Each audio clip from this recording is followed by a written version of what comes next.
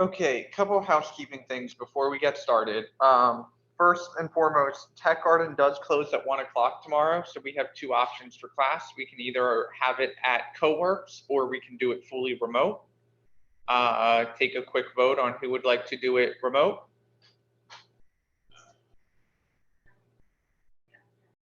So 2 for remote, and who would like to do it at? Oh, this is a big decision. Wow. You have to grab all the way from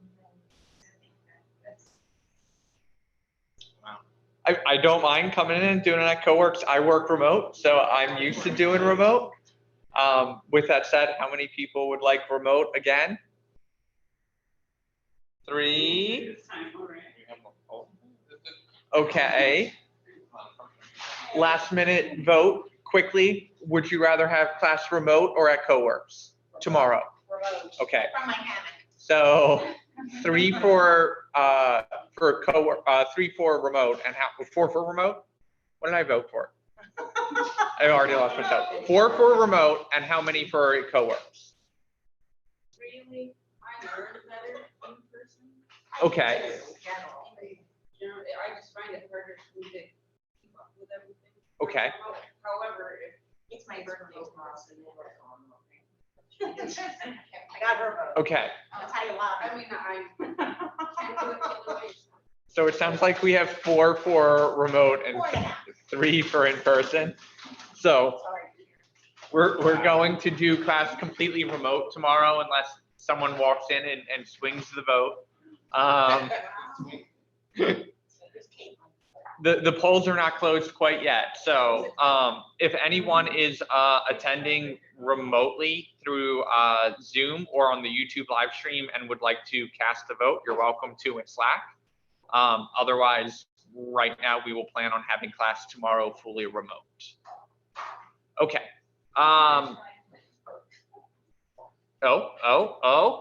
We could have a vote swinger here. There's nobody in like the Genius area.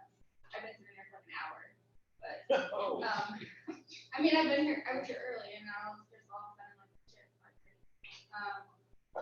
I'm fine with moving as long as we're fine with moving back if someone does show up. Yeah. Because they might need the space at like 6 or 6:30. Like, Eva, it's not Eva, oh my god, Elizabeth and I are also moved here. Oh, man. Okay, for tonight's class, would you rather move or? They're so democratic. I vote for them, but. Everyone okay with moving, or is there more votes for staying? Sorry. Move? All right, we're moving. Sorry. I'm going to try and keep the Zoom room open while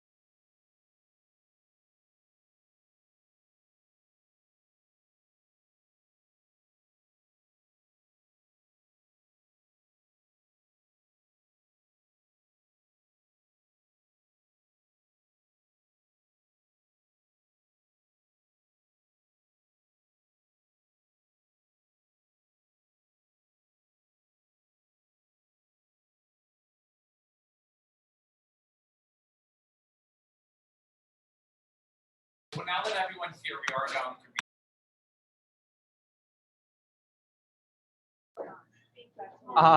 tomorrow's class, the Tech Garden does close at 1, so we have to vote if we would like to either have it at CoWorks or fully remote. It's hard, whenever I'm remote, I feel like it's really hard. It is, but last time I was actually fine.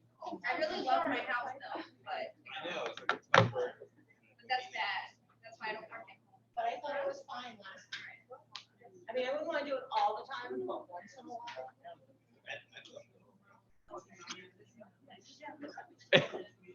First of all, I would totally lie about that. Just to be clear, I'm not. You mean you get a free cake on your birthday? Well, today's my birthday. Would you look at that? Today's your birthday. No. Tomorrow. Tomorrow's your birthday? Yes, so I vote for Max. Okay, so we're gonna revote. You guys don't like me, it's fine. Oh, Wow, Eva, Okay, we're gonna revote now that we have everyone here. How many people would like to have the class remote? How many people would like to have the class remote versus at CoWorks? I'm indifferent. You can abstain from voting, that's okay. So we have 3 votes for remote, and how many people would like to have it at CoWorks? 1, 2. Really? All right. So we're still having it remote. Okay, class tomorrow will be remote. Final decision, no more input, no more voting, polls are closed. Okay. So I'm just saying. class tomorrow will be remote.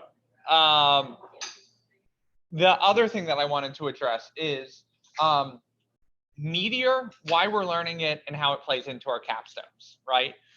So we've gotten some feedback from you guys that you're feeling a little lost of what technology to pick, right? And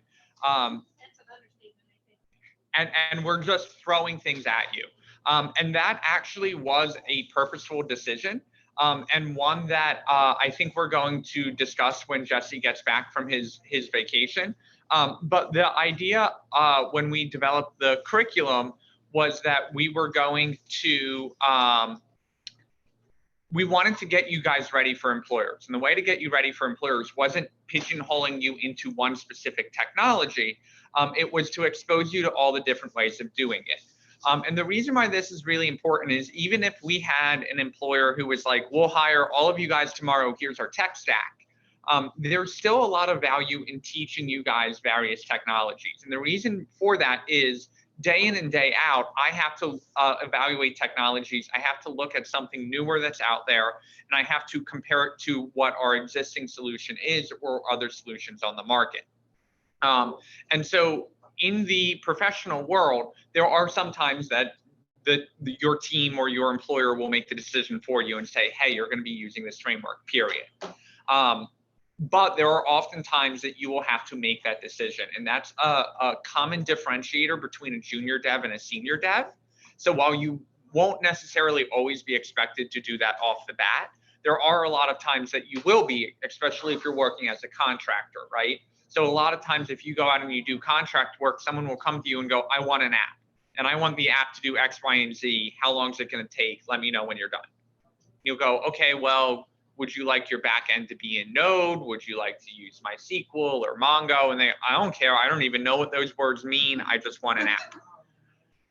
And that is, as horrible as it sounds, that's a very common thing to run into.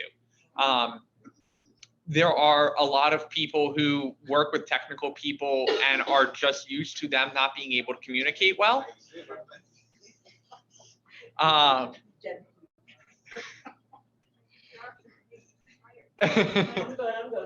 So there's a lot of value in knowing different technologies and evaluating them and figuring out what's best for you.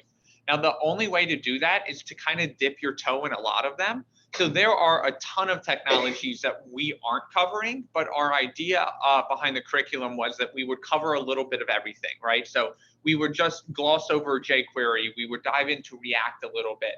We're obviously going to spend more time on one particular technology that we recommend. So we decided that we were going to do React, but there was a lot of discussion on, do we do React or do we do Angular?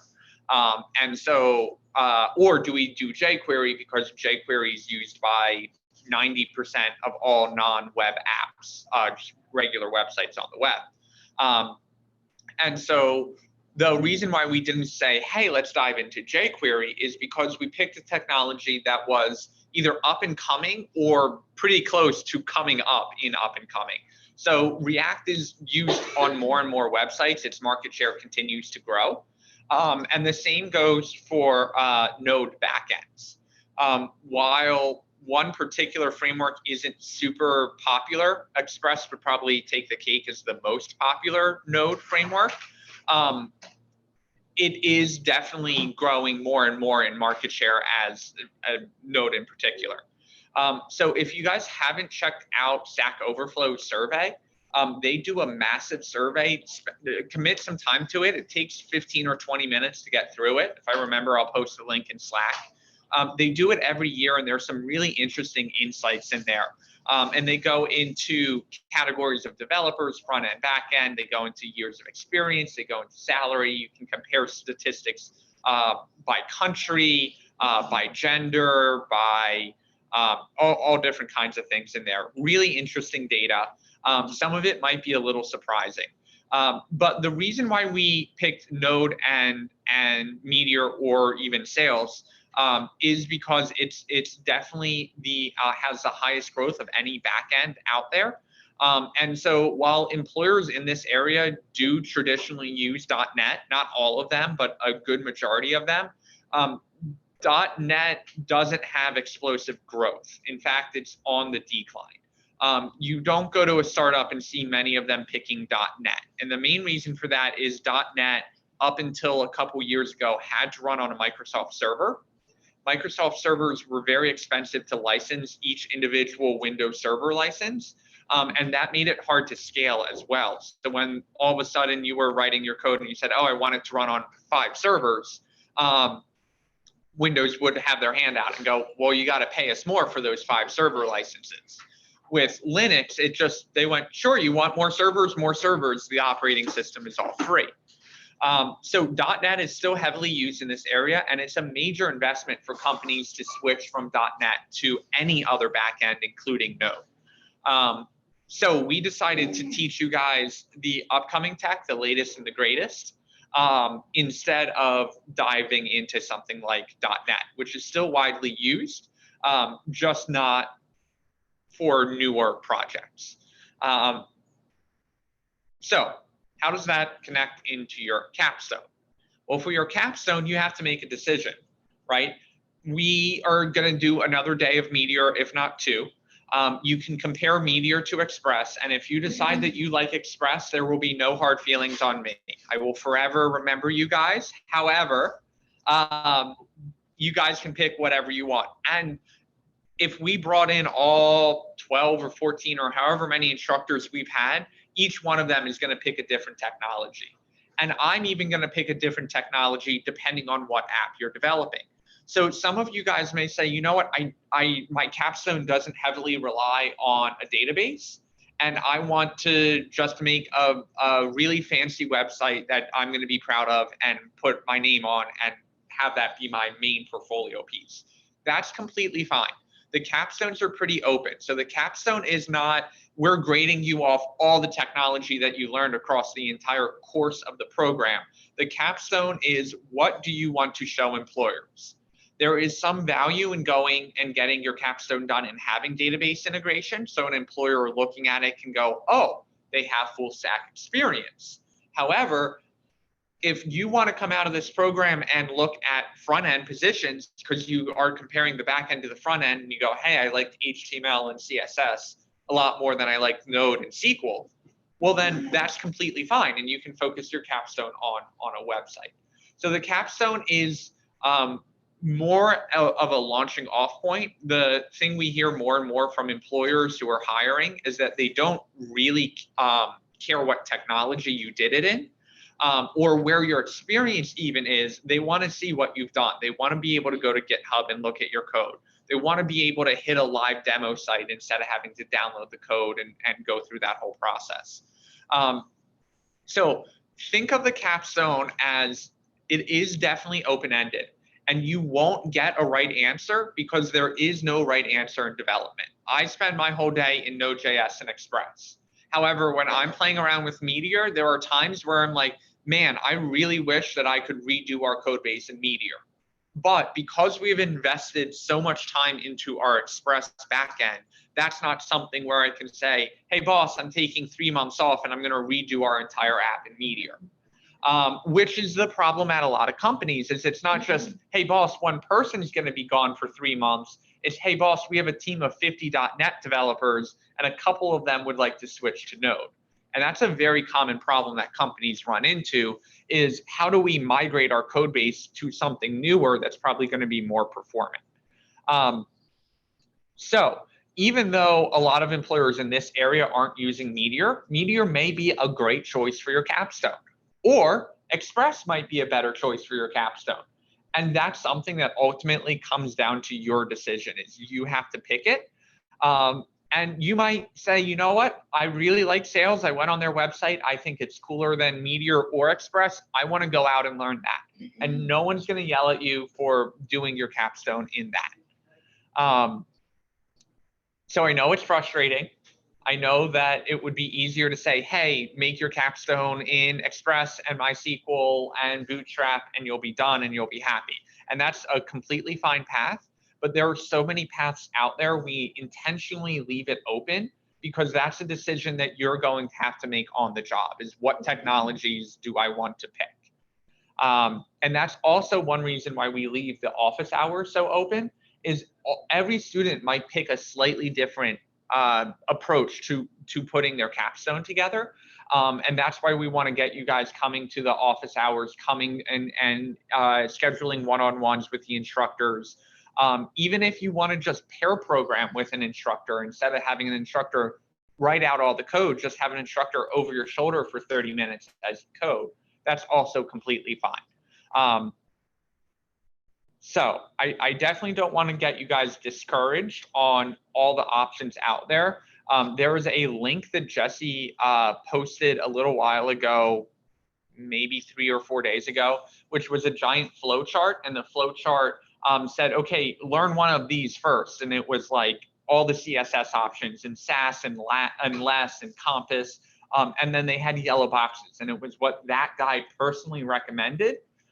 But you could pick any one of them. And the important thing is an employer isn't going to really care whether you did it in Node or PHP or Python or whatever. What they want to hear is why you did it in that. And if your answer is, well, that's just what I learned, that's not a great answer. But if you can dive into it and say, hey, I chose Meteor instead of Express because I really like the fact that the database was available on the client, the things auto updated, and it integrated well with React, the employer is going to go, great, you know what you're talking about. You're not just doing things because you're told to do them. You're doing them because you think that's the best solution. And it might blow up in your face, but the only way to know is to try. I spent 3 hours today trying to get a red div on top of another iframe. 3 hours. Different techniques, tried everything. Thought I finally had it all figured out. And then I went, oh, well, let me check this on mobile. Scrunched in the screen size and the red box didn't line up. So sometimes it just takes hours to get things to work. But we know we're throwing a lot at you guys. Definitely continue to give feedback. If you think something's going too fast, we will slow down, which is what my intention is today, by the way. We are going to continue with the Meteor app. We're going to finish the CRUD operations. We're going to get a login screen up there. And we're going to talk a little bit about security as well. So that's my long spiel. Does anyone have any questions before we dive in about Capstone, about why we're learning things, about any concerns they may have that they want to voice in front of the class? Right now, I'm thinking about this media. Okay. But I already have some already, like my web, one page for my Capstone already done. Mhm. Instructed, it's not all set up, so like, I'm just wondering how like, I incorporate that. So that's a great question, and I think that's something that we can either spend time on tomorrow or that I could help you with on a one-on-one session. It is entirely possible to integrate your existing front end into Meteor, just like it would be entirely possible to integrate an existing front end into Sales or even Express. So that's definitely something that we can focus on. And if the rest of the class would find that helpful tomorrow, we can literally pull up your code and go through that process of getting all of that set up. Are there like code converters like online, you know, where you can just take something that you wrote in something like with Express and then convert it to? I laugh because there are to a certain extent. They're good. That's the bigger issue. Is there are a lot of JavaScript to Python converters and Python to JavaScript. The bigger issue that you run into is that all these frameworks do things a little differently. And so when you go from, let's say, an Express app to a Meteor app, well, your Express app might be using MySQL and your Meteor app is probably using Mongo. And the framework for how you handled authentication in Express might be a users table in SQL, but in Meteor, they have their own framework for authentication. So for a project, especially one using a framework as big as Meteor or even Express, there is no one-click magic conversion button. However, there are some language converters out there. They just aren't particularly reliable. So if you're looking at some code and you're like, I genuinely don't understand what this does, but I probably would if it were in JavaScript, you could copy and paste that one line into the code converter and have it come over. But it's not a tool that you would want to rely on. Any other questions?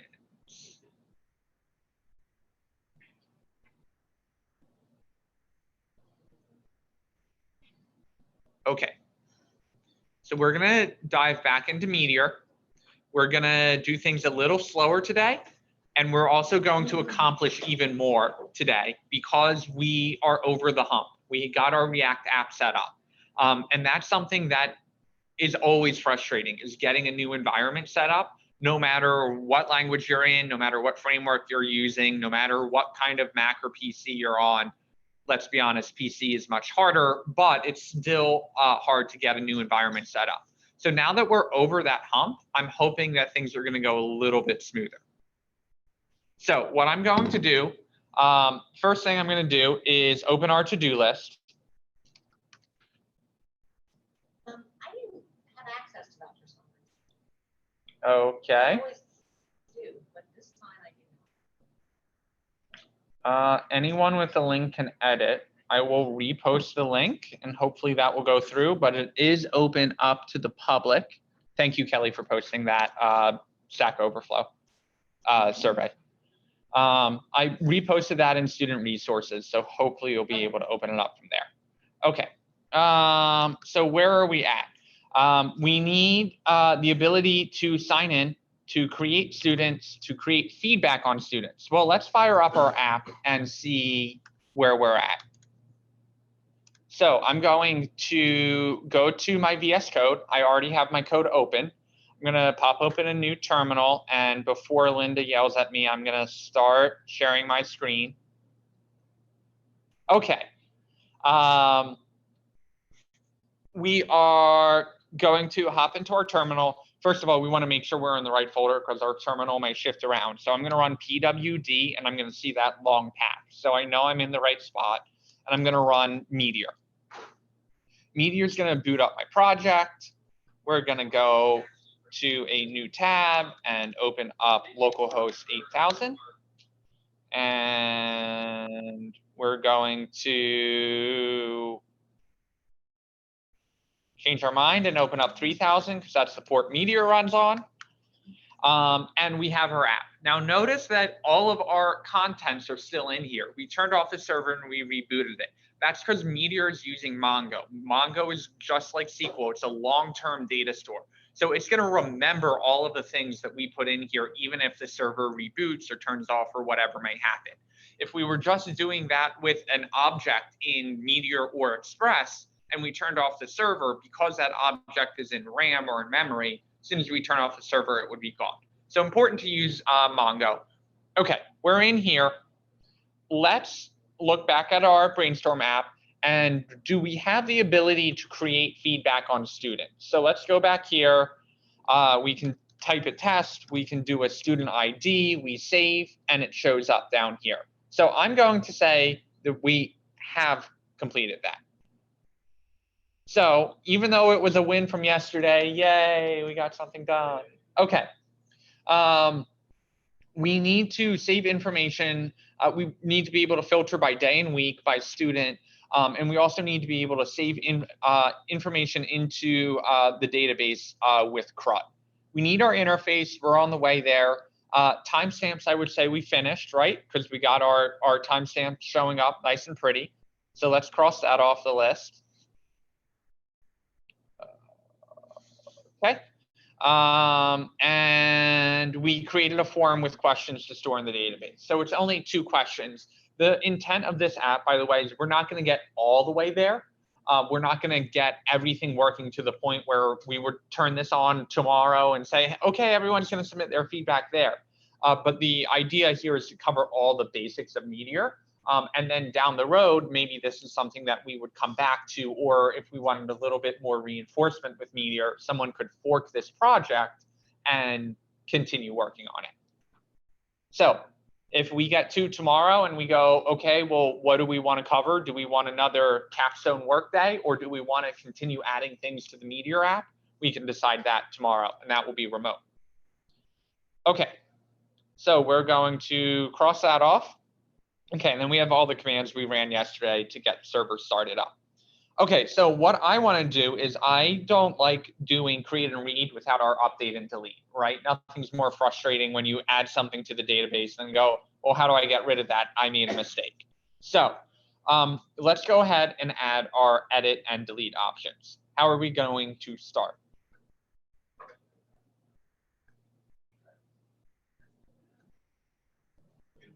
Create a button. Okay, let's create a button. And this you're going to find is very similar to our chat app or our feedback or our to-do app. To-do app, I think, is where we did the table. So we're going to scroll down to our table. We're going to create 2 new columns, one called edit, one called delete.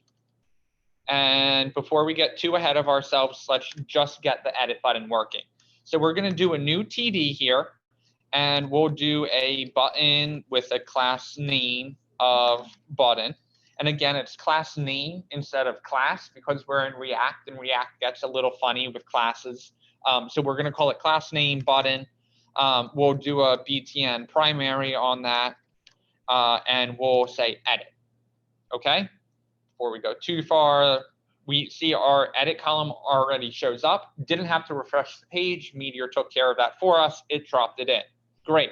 So now we need to get that to work. So we're going to do an OnClick, and we're going to use that React syntax, the curly braces, and we're going to say this dot edit feedback. And instead of just saying edit feedback, we're going to pass in some information. And in order to pass it in, we're going to use this special function called bind. The reason we have to use bind is we don't want this code to run automatically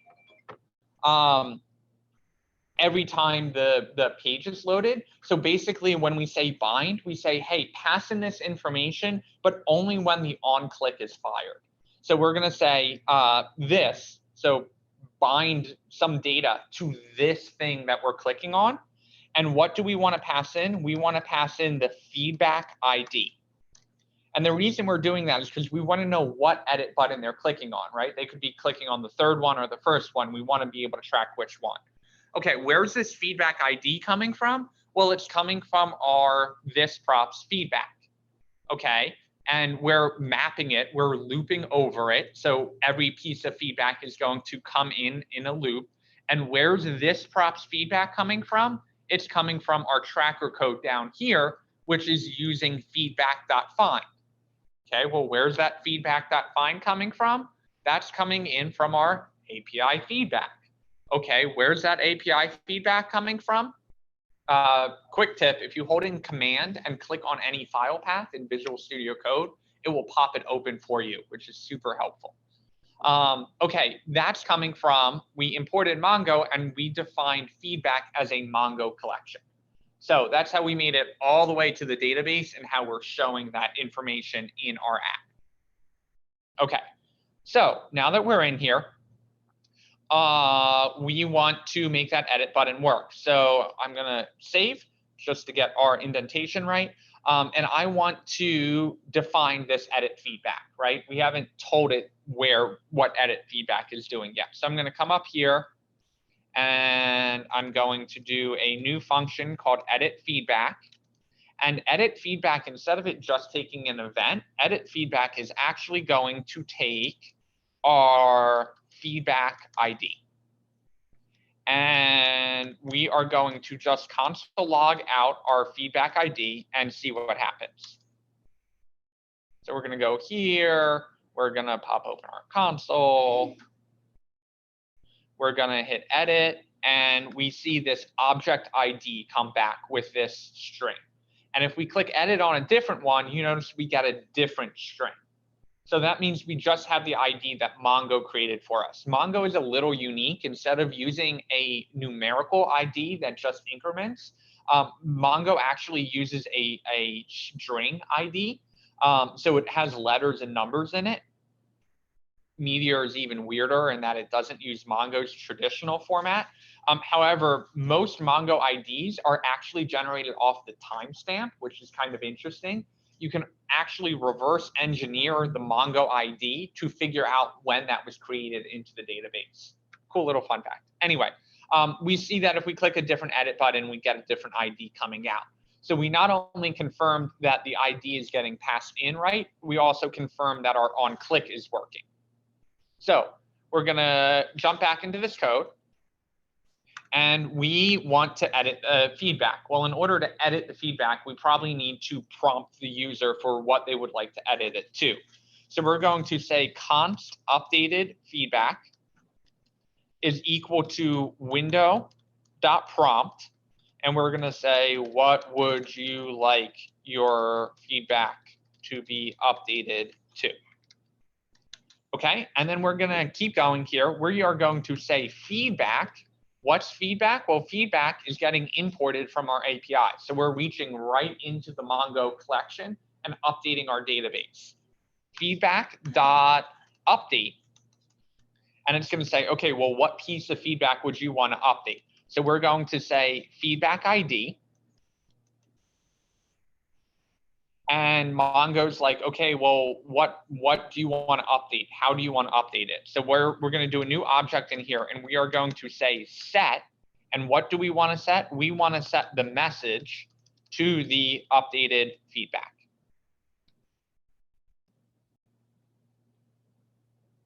Okay, we are going to spell feedback right in both places.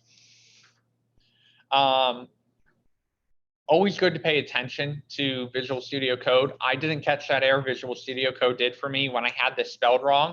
You notice this went gray and this was underlined. So this is underlined because of a spelling error. But when this is gray, it's basically saying, hey, it's not getting used. So when you put that in, you notice that turns white. The other thing I'm noticing is that this is gray up here, also because I didn't use the right ID. So as soon as I use it, it turns white. So VS Code, those little subtle things are trying to help you out. And if anyone wonders when I walk around and help you guys debug how I pick up your error so quickly, it's because I've attuned my brain to pay attention to the colors. And that's something that just happens over time. Okay, so we're going to come in here. We are going to click our edit button, and it says, what would you like your feedback to be updated to? We're going to say student is doing horribly. We're going to hit OK, and our message updated automatically. Again, because of the magic of Meteor, we didn't have to update the HTML. We didn't have to find it in the DOM. Meteor went, hey, you updated something in the database. Let me go tell React. React passed that in. Meteor passed that in via the props into React. React said, hey, I have some new data. It re-rendered it, and we get our new message out. Cool. Would anyone like to take a stab at coding the delete button? It's even easier than the edit button.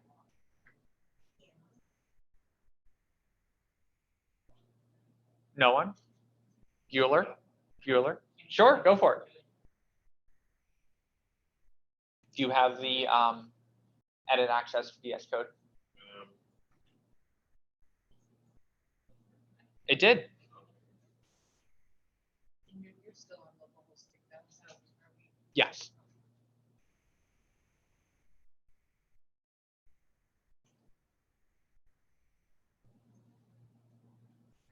So Dakir's copying and pasting the code, going to be your commentator.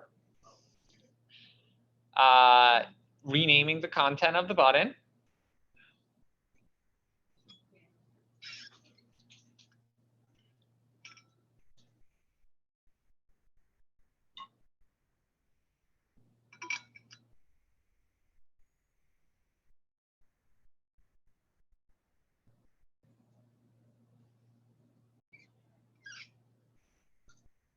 We need assist. When you move it, it moves. Oh, I'm sorry. I didn't realize that.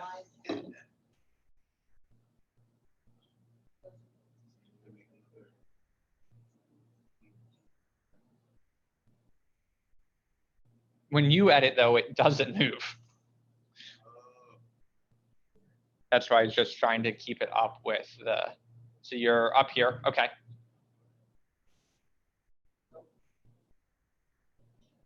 So we're gonna create a new function and we're gonna change it to delete feedback. Now, I'm gonna jump in here. Instead of doing a window.prompt, we're gonna do a window.confirm.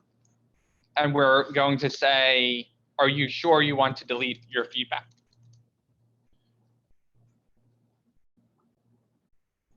And the reason why we want to do that is because when you're deleting something, you want the user to really make sure they're going to delete it. And then we're going to do an if statement in here that says if confirm delete.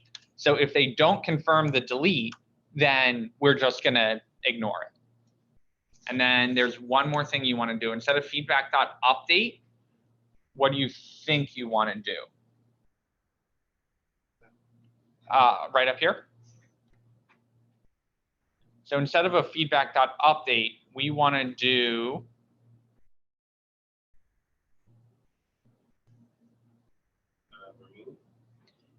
yeah, yep. I thought you were going to say delete or destroy, but remove is the right one. So yes, you're going to do a feedback.remove, and then we don't need to pass anything in other than the feedback ID because we're just deleting it. So we're just going to take that whole second parameter out. Awesome. Are we done? Pass anything in other than the feedback ID because we're just deleting it. Anyone have the Zoom room open? That whole second. Okay, never mind. It's gone. So are we done? Okay, let's test it. I'm going to go in here. And first thing I notice is my delete button is right next to my edit button. We probably want that in the other column. So that's a quick fix. We're just going to drop down to where we put in our delete button. I'm going to close the TD, the table data, and I'm going to open a new one. And that's just going to jump us over into the right column. Okay, so let's delete this feedback. So I'm going to delete, and it says, what would you like your feedback to be updated to? And I go, nothing, get rid of it. And I hit OK, and my message changed.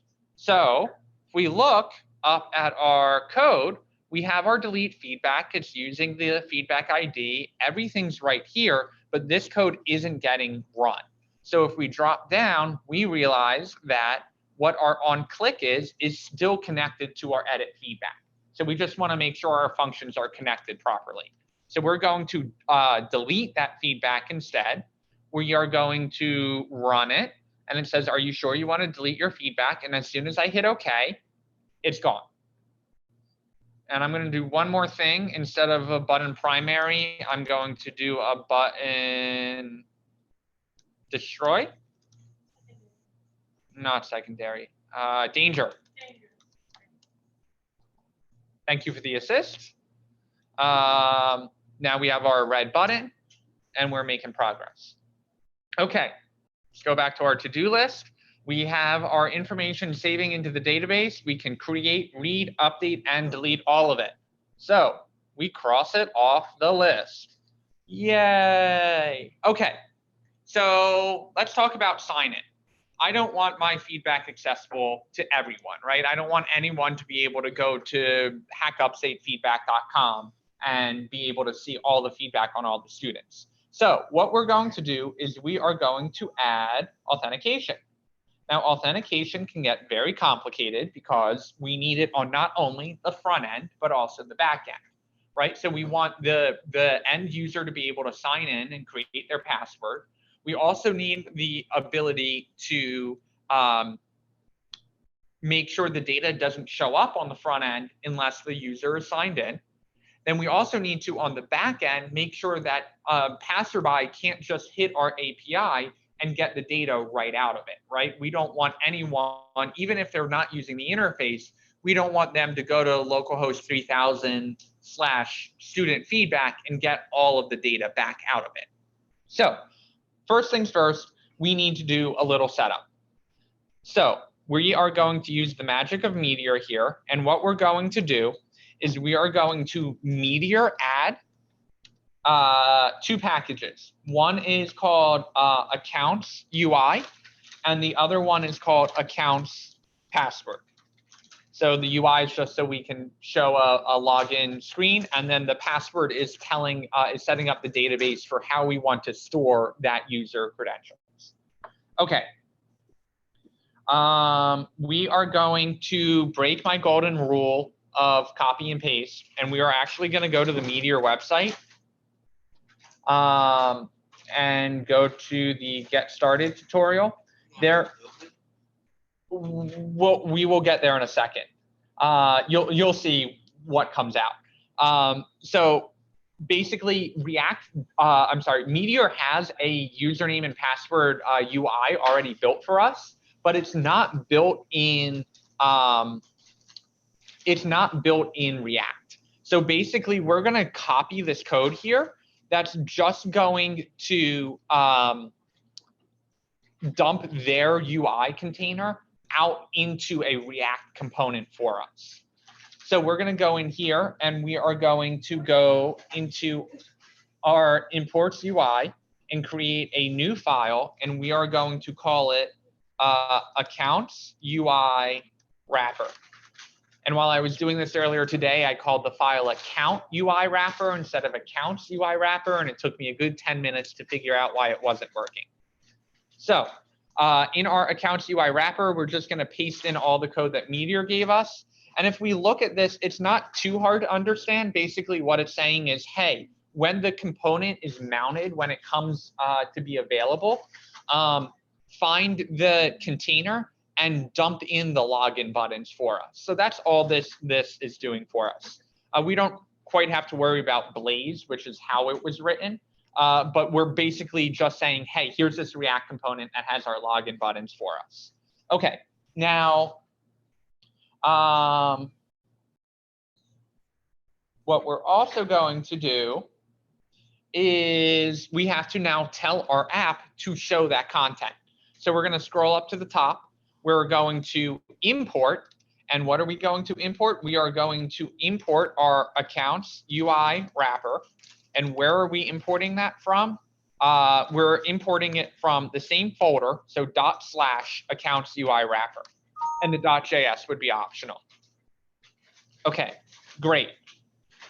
Now we imported it. Now we actually have to tell React, hey, where do we want this to show up? So I'm going to scroll down. I want it in my container, but I want it on top of my form. So I'm going to come in here and I'm going to say accounts UI wrapper, and I'm going to save. Now I'm going to fire up my server again because I turned it off when we added the package. We're going to go back to Chrome. We're going to go here. The only time you do have to refresh is when you turn your Meteor server off, because there's nothing. It doesn't know that it's turned back on. So we're going to do another refresh. And we have this sign in up here. Well, that's quite nice. Now it wants me to sign in with my email and password. I'm gonna get finicky and I'm gonna say, I don't want to do a sign in with email. I want to do a sign in with a username instead. Just because. So what we're going to do is in our imports folder, we're going to create a new folder called startup. And startup is a special folder that will run whenever the server turns on. And we are going to create a file called accounts.config.js. So we have our folder startup, we have our accounts.config.js. We are going to import accounts from Meteor accounts base, and that's just a nice thing that Meteor provided for us. And we're going to say, hey, accounts, when you go at and set up the configuration for the UI, we want the password sign up fields to be username only. How in God's name do I know that? It's in the documentation. And there are a bunch of other config files as well in the Meteor documentation. This is also where you would go if you wanted to disable sign up. So if you created an account and you went, okay, I want no one else to be able to sign up, you would be able to go into this config and disable that create account function. Okay, now we created this file. We also need to tell our code to go run that. So in our client main.js, we're going to come in here and we're going to import that file.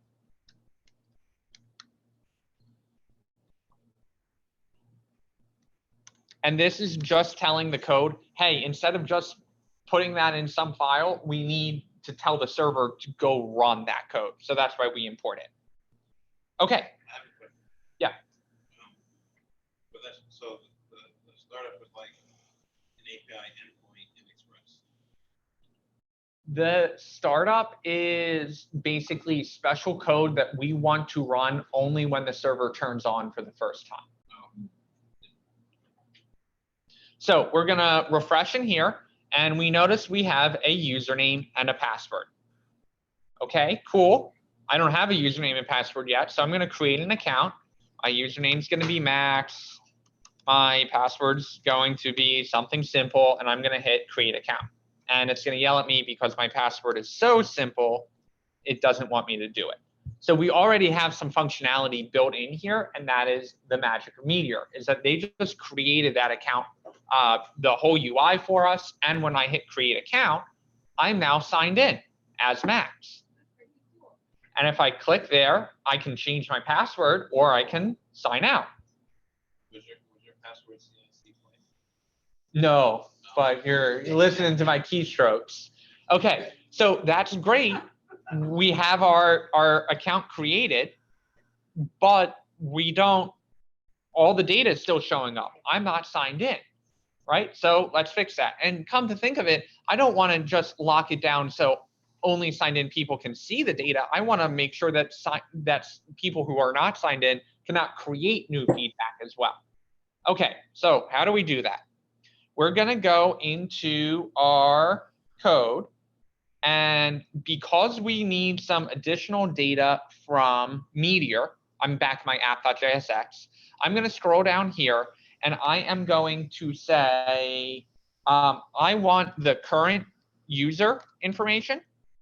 So current user, and where are we going to get that from? We're going to get that from meteor.user. Okay, well, what's meteor.user? Let's scroll up. Meteor is coming in from the Meteor package itself. So that's just a magic thing that they provided to us. However, because it is, that has the potential of changing while we're interfacing with our React app, we put it in the tracker. And the reason we put it in the tracker is if it changes, we want our React interface to update as well. So instead of using meteor.user directly, we use it in the tracker. Now, if you notice here, there's this super annoying thing that's coming up every time our server reboots that says, hey, you're using a bcrypt that is built into Meteor, but if you use the one that comes with NPM, things are going to run faster. While we don't really care about it, it's bugging the crap out of me that there's this giant pink and blue thing in our terminal. So I'm going to fix that by running that command. And while that's running, you may say, well, what's bcrypt? I didn't ask for bcrypt. And why is it just popping up now? Bcrypt is a hashing algorithm to secure data, your password securely in the database without people being able to go into the database and just seeing your password in plain text. So we're going to dive into that a little bit more on the security week, which has a really sucky teacher. It's me. So we'll dive into how password hashing works, how we can use different hashing encryption algorithms, how we store it in the database, what salting is, all of that fun stuff. But for right now, that was annoying me, so I ran that Meteor npm command that installed just a better version of bcrypt. So I'm going to remember to fire up my server because I installed a new package, and now let's get back to work. So we have our current user information. So I'm going to come up here, and I am going to do what is called an inline ternary operator. If that sounds scary, it's not, I promise. So what we're going to do is we're going to do a curly brace, and what we're going to say, before I do that, I'm going to create a new div, and I want that div to hold not just my form, but also my table that's showing all of the data in it. And we'll see why in a second. So basically what I'm going to say up here is I'm going to do a curly brace, and I'm going to say, hey, if there is a this.props.current user, then I'm going to do a question mark.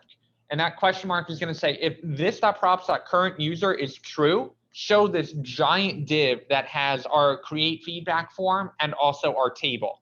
And then I'm going to scroll all the way down to where that div ends, which is here. And I'm going to say, if there isn't a current user, null, don't show anything. So I'm going to save. We're going to have massive indents here, but that's okay. We're going to come in here and, hey, my interface is gone. Except for one thing, sign in. So I'm going to sign in. I'm going to type in my super secretive password, which is not CIC. I'm going to hit sign in, and boom, our whole interface shows up. I still got it.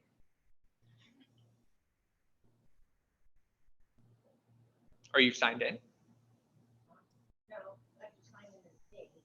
Okay, so if you're signed in, it will show up. It's not, it's anyone who is signed in. I have a question about that. Yeah. Yesterday I signed in as the comment, test it, and then today when I went to sign in, said, oh, the username already exists, but I don't know if that's now linked to my password. But it did.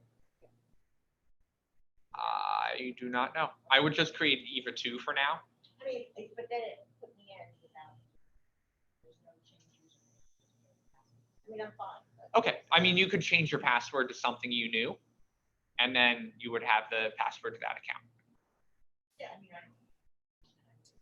Sure. About, I Sure. just was just curious about. A lot of times browsers will autofill usernames and passwords for you, which can sometimes happen. And they'll also submit forms for you, which they're not supposed to do.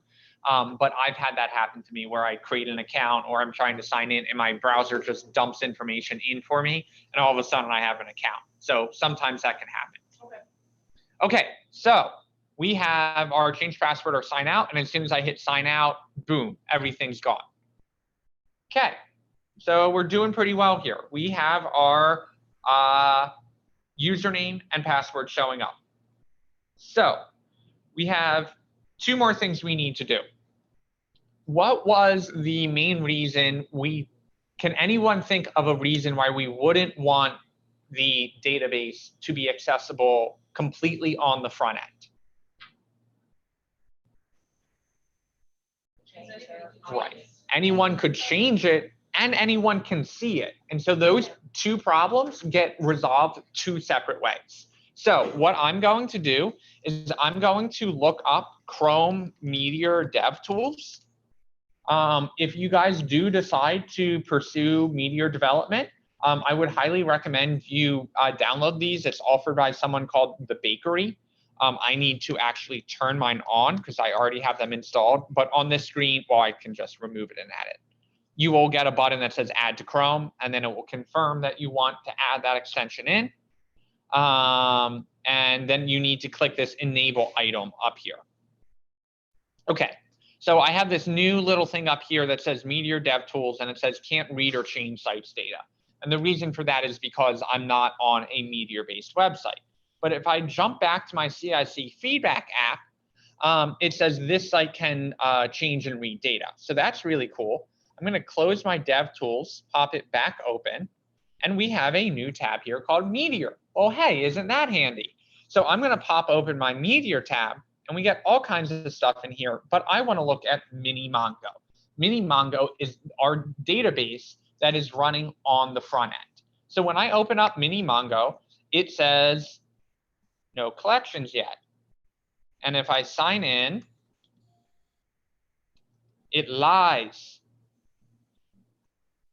Well, that just rained on my parade.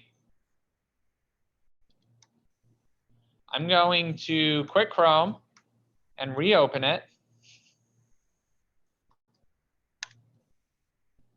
And go back into my Meteor tools and go to Mini-Mongo.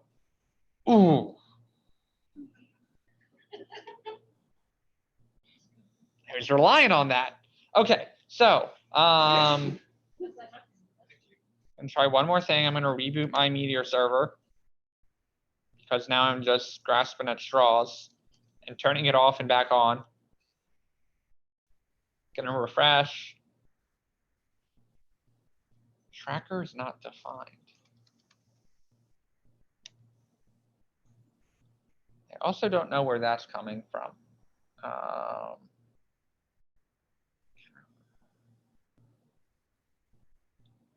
No, that's, well, that just failed me. Okay, well, what I was expecting to happen, and we're all going to pretend did happen, is that we went into Mini-Mongo and we saw a collection over here. And when we clicked on the collection, it had all of our feedback in it. So we go, okay, well, that's not a problem. I'm signed in. But when I sign out, you guys all see this, is the collection still shows up there. So now we have an issue. Our interface, our front end, isn't showing the table, but it's still available if we dig around in the inspector tools. So we're going to fix that. So in order to do that, we are going to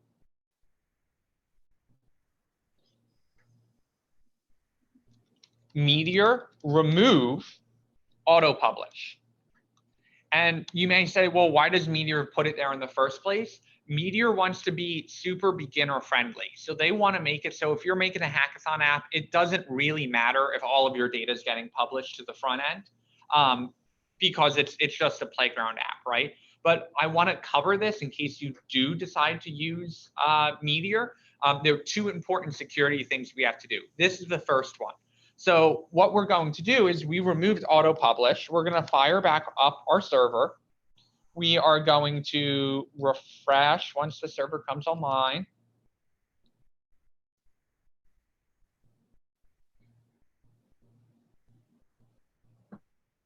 We're going to sign in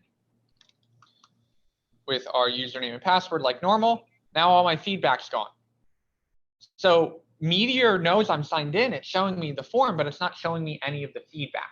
So basically what we need to do is we need to now tell Meteor, hey, this is what we want to publish to the front end. This is what we want accessible in the front end. So we're going to go back into our code. We're going to go back to our API feedback.js, and we have this file with a lonely 2 lines of code in it. So let's add some more to it. What we're going to do is we're going to say, hey, if we are on Meteor.is server, right? So the only thing that we want this code to run on is the server, because Meteor code can run both on the front end and the back end, right? So we're saying, hey, this is a special Meteor function. If this code is running on the server, what we want to do is Meteor.publish. Okay, well, what do we want to publish? We want to publish this thing called feedback. And what feedback do we want to publish? Well, that's going to be a function called tasks, called feedback publication. I didn't write my example code with tasks. I don't know what you're talking about. Okay, function feedback publication. And what do we want to do? We want to return all the feedback. So find all the feedback in the database and send that out. So now we're basically saying if the front end is listening for it, we will send back all the feedback in the database. We'll get fancy with that in 1 second. And then in our front end, we now need to tell it, hey, you need to be listening for that. You need to subscribe to that publication. So we're going to go back to our app.jsx. And in here, we want to drop down to our tracker. The tracker is what's actually pulling the data from the database. And we're going to tell it Meteor.subscribe. And what do we want to subscribe to? We want to subscribe to the feedback. So now when we refresh, we come back in here. We'll refresh in here as well. And our feedback is back. So basically what we're doing is in our feedback API, we're only saying publish this certain thing, this certain collection in the database. Okay, well, that's great, but we're kind of back to where we started, right? We want to make it so that feedback only shows up if a user is signed in. So in order to do that, what we are going to do is use some code called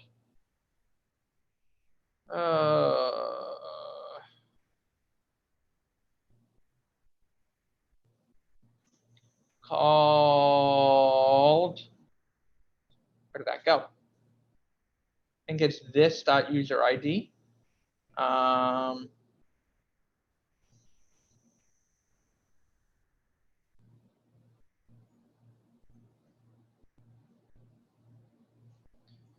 come on.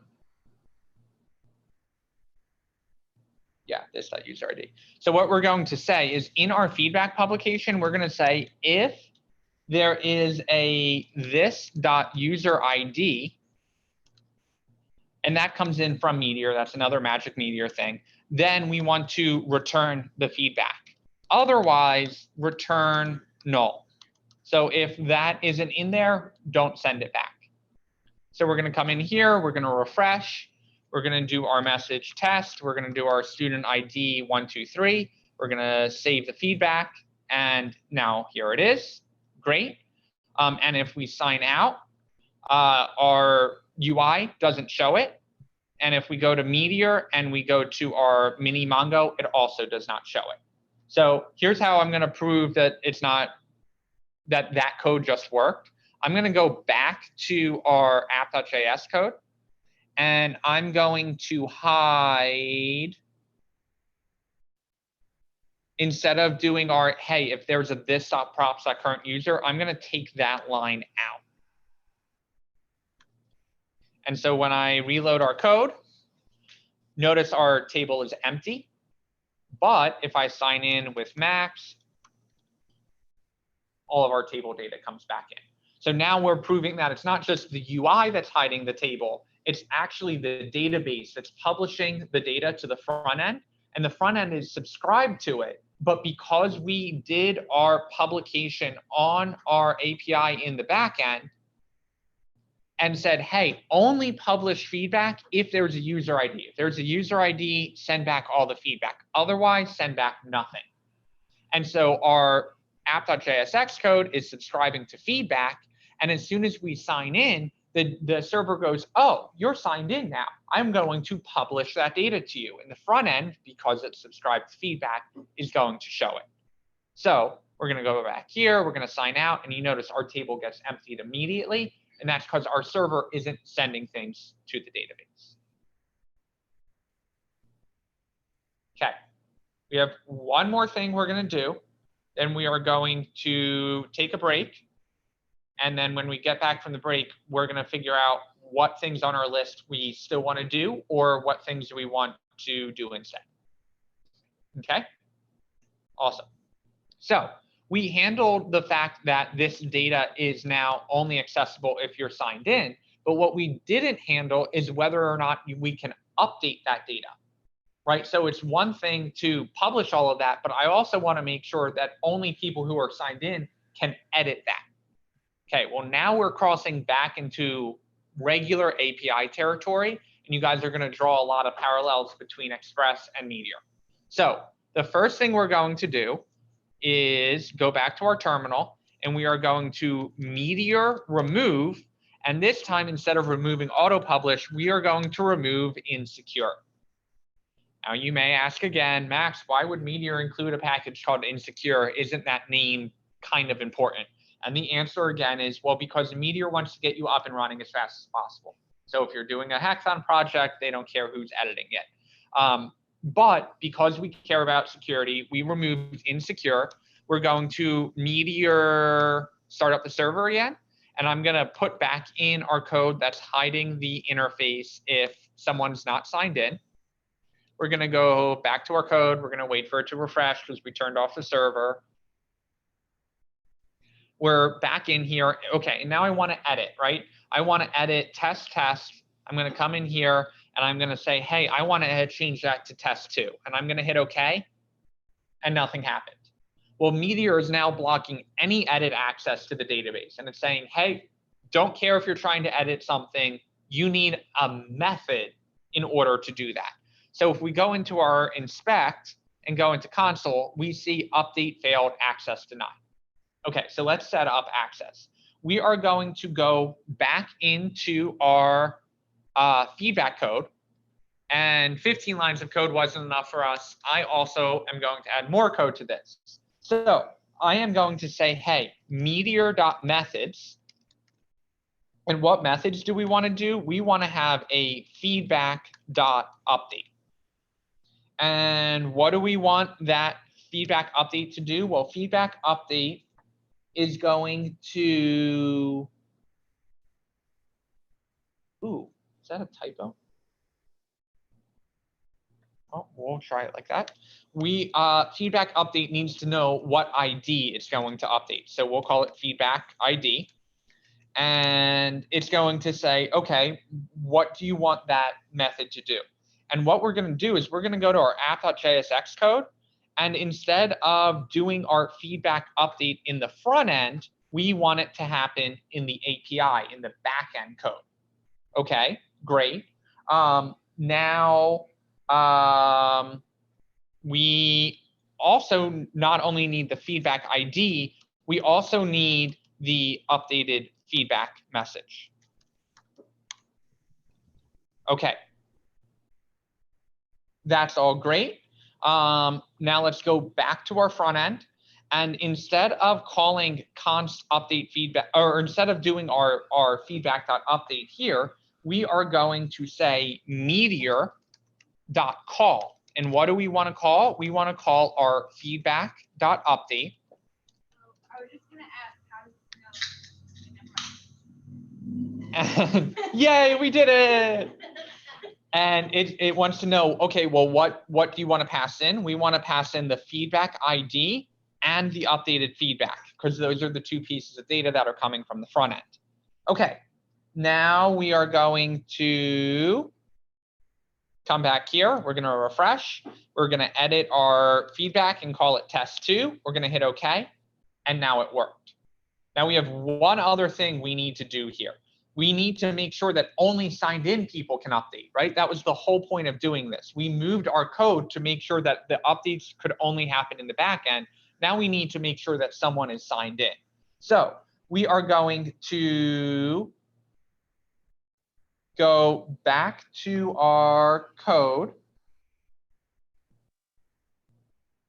And we are going to say, hey, in here, instead of just publishing it if someone is signed in, we also want to make sure there's a user ID to update it.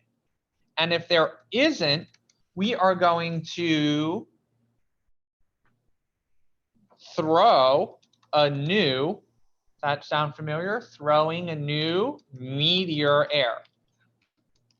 I think you did throwing errors and exceptions with Jake, maybe? Okay. And what do we want to throw? We want to throw an error not authorized GTFO. Why not? We can. Okay, so I'm going to go back into my interface and I'm going to roll back 2 things we did. I'm going to comment out the current user code, so our interface always shows even if we're not signed in. And I'm also going to comment out our code that only publishes the feedback if you're signed in. And the reason I want to do that is I want to make sure our security code is working. So if you're not signed in, it won't update. So I'm going to refresh here. I still get everything. I'm signed in. I'm going to do an edit and call it test 3. And it did update, so we know our code is still running. But if I sign out, again, because I overrode the published code and I also said show it in the interface no matter what, when I edit here, I'm going to change it to test 4 and hit OK. And I get error invoking method, feedback update. What's our error? Not authorized GTFO. OK, so I'm going to do one more thing. I want to put all of that code back that I commented out because all of that security is important. So I'm going to go back to my publish method. I'm going to make sure that there is a user signed in. And then I'm going to go back to my interface in React and make sure we're only showing all of that data if a user is signed in. OK, we're going to refresh. I get nothing. I sign in. I'm in. I see everything. I can edit. I can set my message to something. It's going to show up. I lied. There's one more thing we have to do. I want to delete that. I'm going to hit delete, and I get remove failed access denied. We went through the whole process of updating it in the API. What we didn't do is do the delete. So I'm going to go back to my app code. Instead of doing feedback.remove, I'm going to say meteor.call feedback.remove. And what are we passing in? We are passing in the feedback ID, so the database knows what one to delete. We're going to go back to our feedback.js. We're going to copy this whole feedback update code, and we're going to say feedback.delete. We don't need the updated feedback. We only need the ID. We still want to make sure someone is signed in, and we're going to feedback.remove. And we're going to take out this parameter. And now server restarted. I'm going to go back here. I'm going to delete. I'm going to hit OK. And feedback.remove is not defined because I called it delete. So it definitely does need to know what the name is. We're going to hit delete. We're going to hit OK, and it's gone. OK, so we made progress. We have, let's go back to our to-do list. And instructors need the ability to sign in. Great, we got that. So we are going to cross that off the list and celebrate. Yay. Okay. And you know what? We have an interface. We got it all done. We can sign in, we can sign out, we can post our feedback, we can edit, delete. So I'm crossing that off the list too. Yay. Okay. So what we had on our initial list was we need the ability to create students, which we haven't gotten to yet. That's just an open text field. We need to be able to filter feedback by day and week. And I'm going to limit that down to just the day. And we also said that we wanted to be able to filter by student. So we can think about whether we would like to add those features or work on different features. It is 6:48. We're going to take a 15-minute break. And when we get back, we can think about, do we want to add those features or do we want to add other things?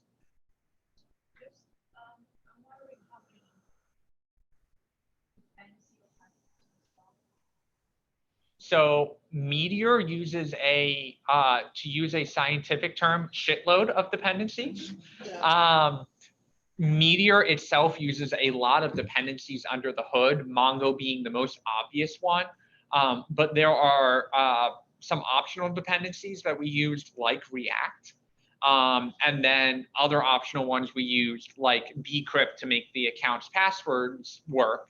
But the account passwords was a package itself. So bcrypt is an example of a dependency of a dependency, right? We had the accounts package, the accounts password package that we installed, but then accounts password went and installed bcrypt and a bunch of other ones. So the only dependencies we installed were Bootstrap, 4.7 SCSS, so we could compile the Bootstrap SAS code, accounts UI, accounts password.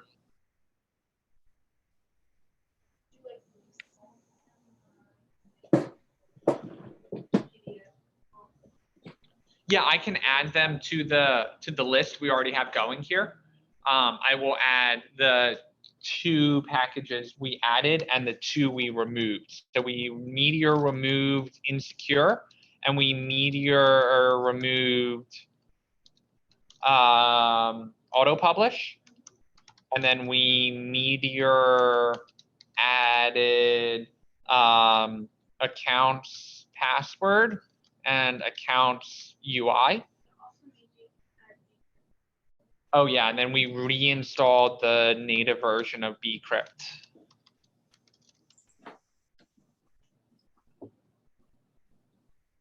And I believe that's it. 4.7 was the hashing. 4.7 was SAS, SCSS.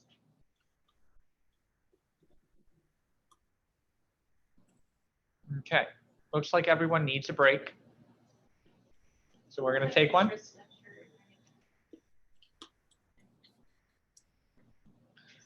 And when we come back, there is one other thing that I want to do, but that's when we come back.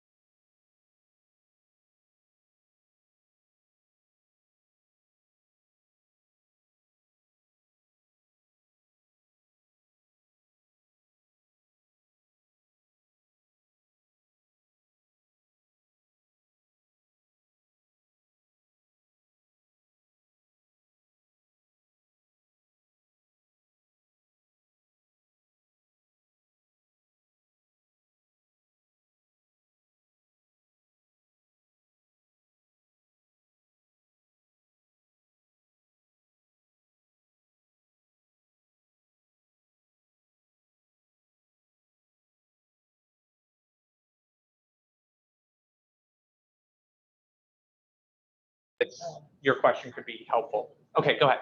So the need to have your own website. Yep. And your code repository up to date. Yep. And LinkedIn up to date. That's a lot of work for me. Is that, It is a lot of work. is that really standard for entry level?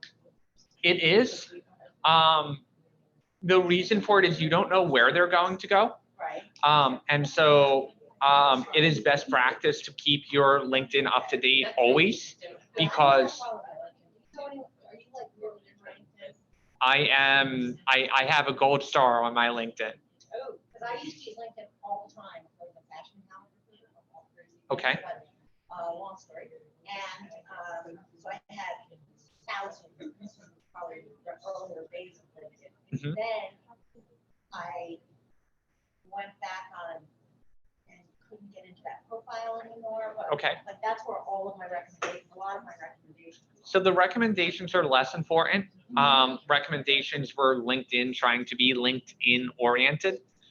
So recommendations don't really mean much because you can just recommend someone. I have skills recommended for video editing, and I haven't done video editing in 10 years. The people I worked with, I did no video editing for, and they would just go on LinkedIn recommendations and just go, oh yeah, Max knows video editing.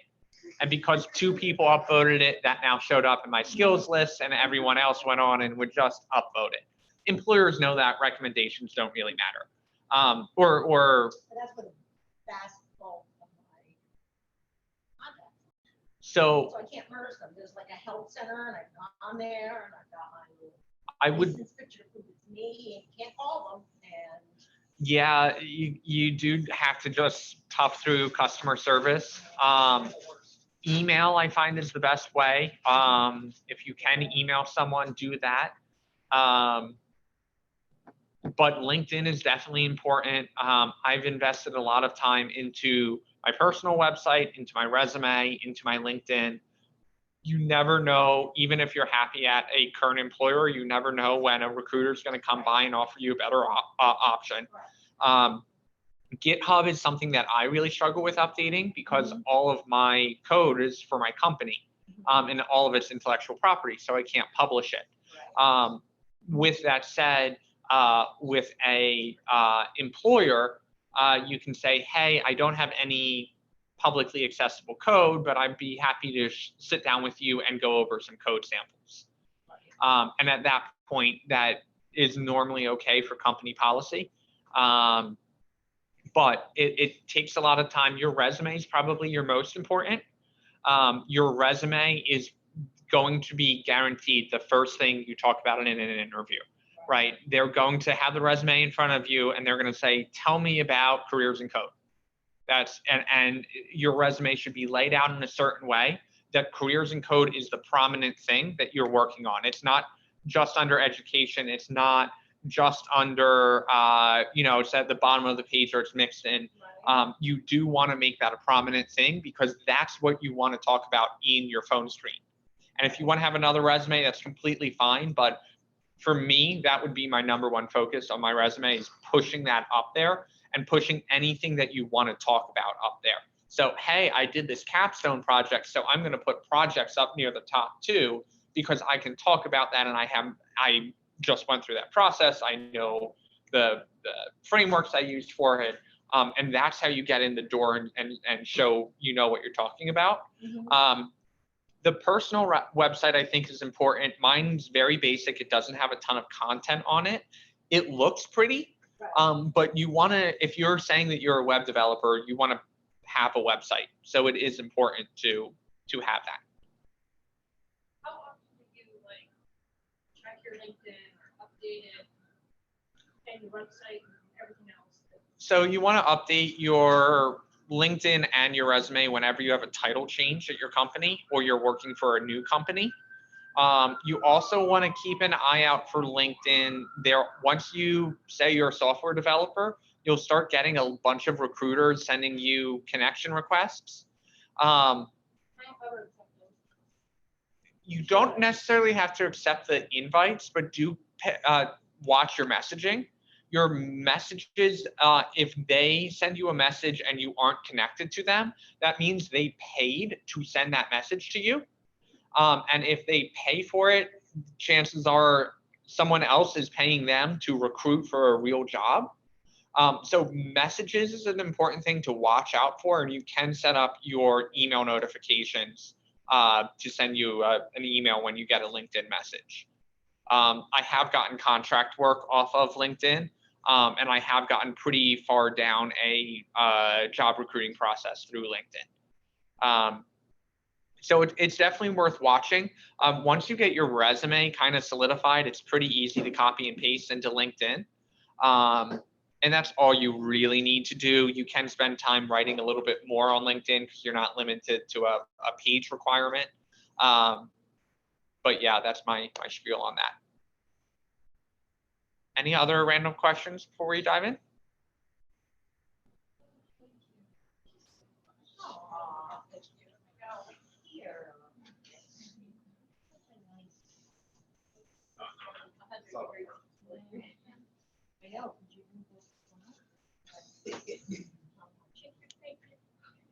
Okay. So I want to cover one more thing, which is something that I have purposely steered around that I don't think any of you noticed for the past couple weeks. How do we get another page to work here?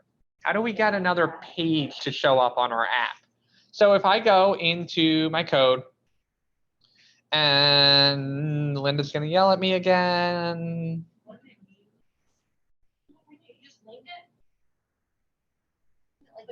Yeah, let's just link it. Let's create the file first. So let's. That's what I meant. Like if you created another file. Yeah. Linked it to the main one that you're sending out. Let's try it. We're gonna create a new file called helloworld.js just because, and we're gonna go into our app.js and copy a lot of this code out. So we need our React and we need our component as well. We need our class, and we're gonna say class hello world extends component. We're gonna come down here and we're gonna copy our render and our return and our container because we want all of that to work. And then we're just gonna close some of these off. Close that, close that, close that. Okay, we have our file. That's great. Now let's go back to our app.jsx. We'll do an href here to, what do we want to do it to? Hello world.js.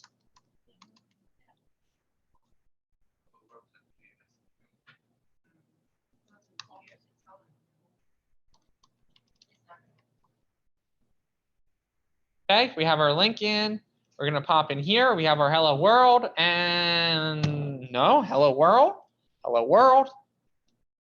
not working. And it's going to that URL. It says hello world.js.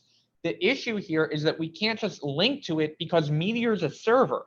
We need to tell Meteor, hey, you need to serve this hello world.js file, right? Because this is all running on the server. And if well, I should probably share my server with you guys in case you want it. Oh, it was shared. So if you guys go to the shared server and try and go to hello world.js, nothing's going to happen because all we have put in is the link to it. We haven't told Meteor, hey, serve this file as well. So in order to do that, we need a router. Just like we use express routes to route to a certain API URL endpoint, we also need the React router to tell React, hey, we have multiple files in here, pay attention to what's in the URL and link that URL to a certain component. So I'm gonna try that. I have a bunch of confused looks here, but I think it's all gonna make sense once we get through it. So we are going to stop our server. We are going to Meteor npm install -- save, and we are going to install two things, one called React Router and the other one called history. We wouldn't normally need history, but because Meteor is a little special, we need to tell it, hey, this is the history that's coming from the browser that Meteor is managing. So we're gonna install those two packages. And we are going to go back to our files. And in our UI, we're going to create a new file called routes.jsx. And in that file, we are going to cheat and open up the code that I was working on earlier today because, oh, no, I don't want to do that. I want to do a new workspace first. Going to open React-router and also one called history. We are going to open our CIC repo and my code and feedback copy. Okay. And in here, we're going to go to imports UI routes. Okay, so in our routes, we need a couple of things. We need to import React. Any file that we are going to use React, we always have to import it. We're going to import a couple things from React Router. We're going to import the router itself, a route that we're going to end up going to, and a switch. And the point of the switch is basically saying, hey, pick whichever one and switch between these routes. We're going to see how that works in a second. And we're also going to import this thing called create browser history from the package history that we installed. And the reason we need to do that is our router needs to know what pages we've been to, because if we hit the back button, the router is going to manage that navigation. Okay. The other thing we're going to do is we're going to import app, which we're going to use in 1 second. We're going to do another setup step called create browser history. And we're going to do that from this create browser history function that was imported from the history package. And then we're going to copy this big code block through. And what this is going to do is it's going to say, hey, export this function called render routes. And what's render routes going to do? It's going to be a router. That router is coming in from our React router package. It was one of the 3 things we imported. Okay, great. Now we need to tell the router how to access the history. Well, we created the browser history up here from that history package, so we're going to use that. Okay, now we're going to use a switch. That switch is going to come in from React Router again, and it's going to say, hey, match one of these paths. And if you match the path, don't go through, don't find any other ones. This is the only route we want to use. And then we make our route. Our route, we're going to say, hey, only look for an exact match. So the path has to be identical to what the path is that we pass in. Then we pass in the path. So this is just like our app.get. We're passing in a path. Now, the last thing we need to do is tell it, hey, when something does exact match that path, go grab this component called app. Okay, well, where's app coming from? We're importing it. Okay, well, where does app get imported from? From our app.jsx. And because we have our class app here, we're going to be able to use it. Okay, so we need to do one more thing here. I'm going to save that file. I'm going to start up my server before I forget. And then I'm going to go up to my client main.jsx. And you notice in here we have an import app from imports UI app. Instead of telling Meteor, hey, when you start up, render out our app. Instead, we're going to tell it to render out our routes. And when we render out our routes, eventually we're going to add more routes in there for our Meteor app to serve. So instead of app, I'm going to just comment that out, and I'm going to import routes from, no, I'm not. I'm going to cheat one more time and pull the import. That's in my client main. We're actually going to import render routes from our imports UI routes, right? We're going to import this function, and that function is what's generating our router and has all of our routes in it. And so in here, instead of rendering out the app, we are going to render the routes. Okay, so we're going to save. We're going to go here. We're going to go to our home page, and our home page still works. But if we click on Hello World, it doesn't. So the reason for that is in our routes, we only defined our app. So now we have to tell Meteor, hey, there's another route we're going to use. And that route is going, we still want an exact match. And that path is going to be on hello world. And what do we want to link to hello world? We want to link a component to it. Well, what component do we want to link to it? Well, we have to import our component hello world from ./hello world. And now we can tell our root to use that component hello world. Now we need to do one more thing. We said our path was hello world. There's no .js in it. It's not traditional to have a .js file name. And most apps you go on these days, web apps won't have a file extension other than maybe .html in their URL path. So we're going to go back to our app.jsx and we are going to rename it to link to /hello world.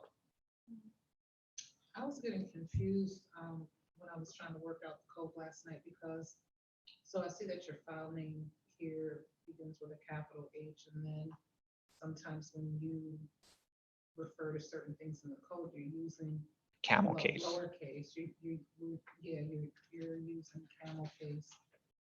And I'm just wondering if the difference is because in some instances you're creating an instance or.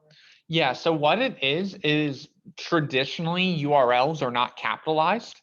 File names and URLs are not.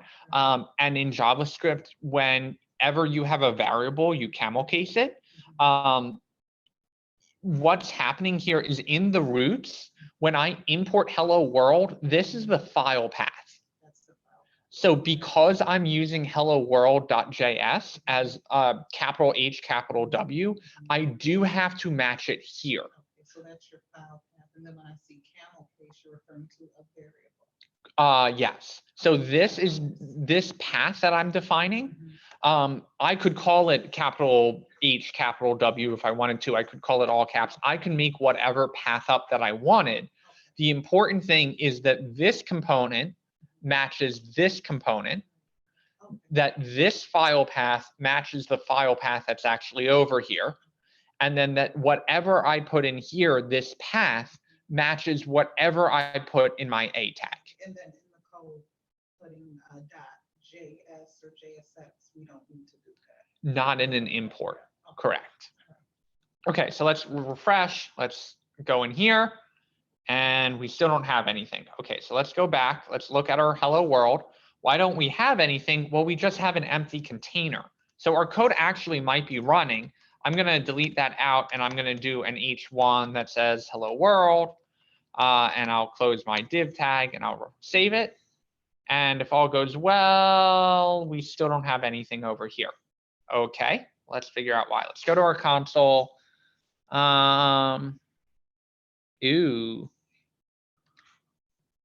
Okay, it says invalid prop component supplied to root. So even though we have a bunch of errors here, it's always important to start at the top of the errors because that top error could be causing all the errors beneath it. So what I believe the issue is here is we have our class hello world extends component, and then we come over to our roots and we try and import hello world. The issue is that hello world hasn't been exported.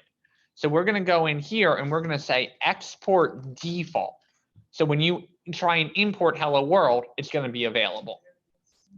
And if we jump back over to the browser, we see our hello world. I'm going to go back to my home page. I'm going to click on hello world and I do get to that next page. Okay.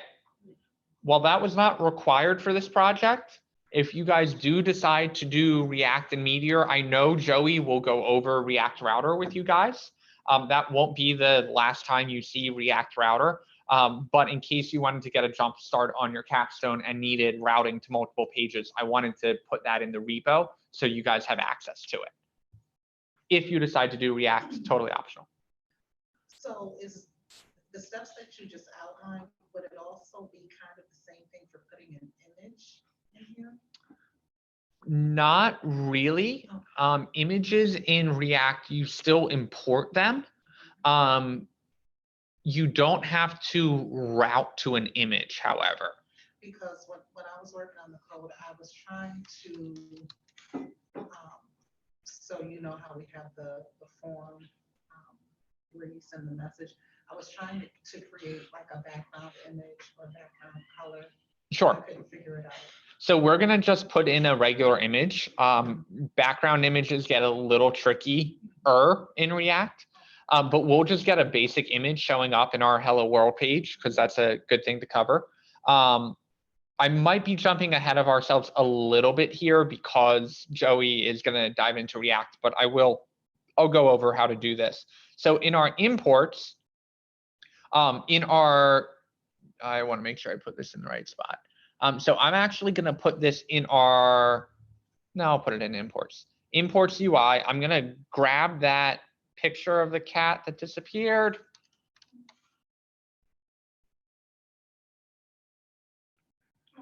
I'm going to save that picture into my CIC repo under my name, under feedback, under imports, under UI. And I'm going to rename it to kitten. I'm not going to use that one because that one's a weird web format. I'm going to use this cat instead. I'm going to call it cat, and I'm going to navigate back into those folders.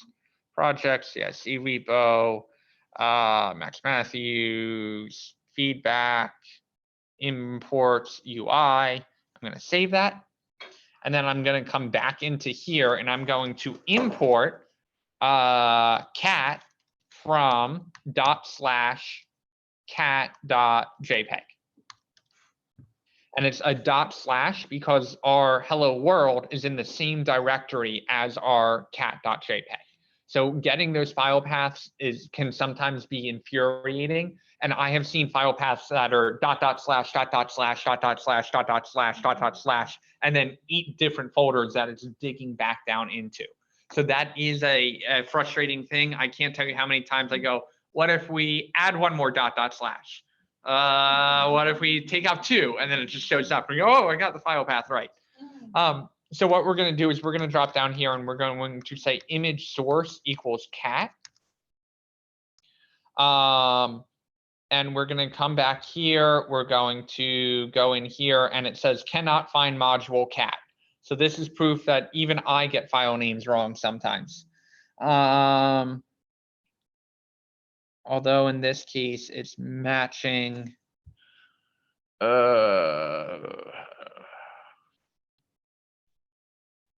we have to export it like you did the last time? You can't export a file format. You can only export JavaScript code.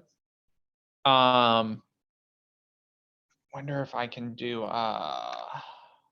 require instead and put in the file path and pray that this works, because otherwise I'm going to have to look it up.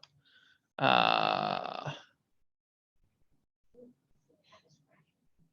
I forgot a parenthesis. And cannot find module cat. It does not like that either. And my file extension's right.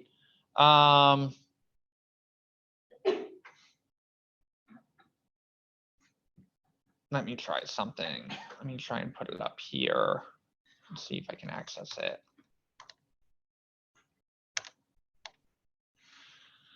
No, of course I can't. So I need to look up the Meteor file structure. Basically what I want to do is I want to get our server to serve this image. So I could totally cheat and copy this image address and go into our Meteor code. And instead of importing it using React, I can just put it in quotes. And that's the long file path to that picture. And if I go into our feedback app and go back to our hello world, our cat image does show up. The issue that I want is I want to serve that cat image through Meteor. And we can't use React Router for that because React Router is only for React components. So I'm going to look at the file structure. And they are going to tell me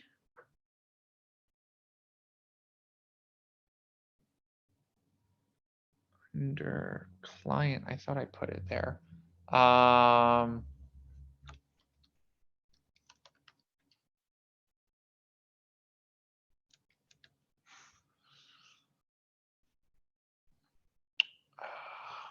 Meteor JS, where to store static images.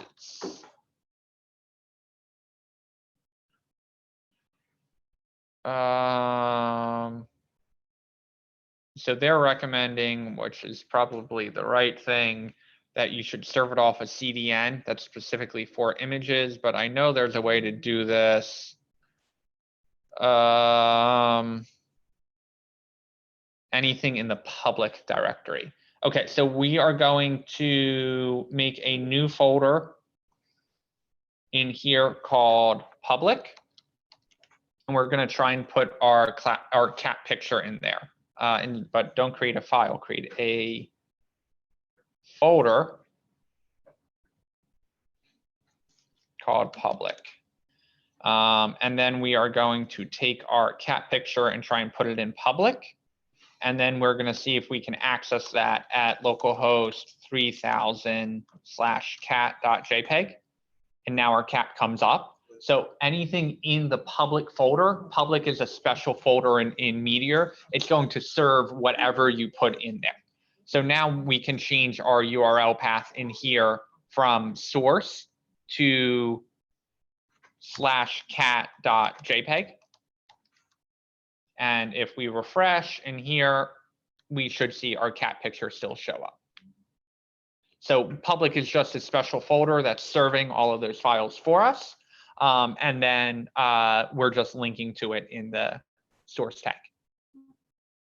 Now, can you get that to show up on the same page as the form? Yeah, I would just copy it and paste it into the app under, let's say we want it in another column. And we can put it in there, and then we'll do like a style tag on it and say width is 100%. And if we go back to our form, we have our cat picture show up. Yep.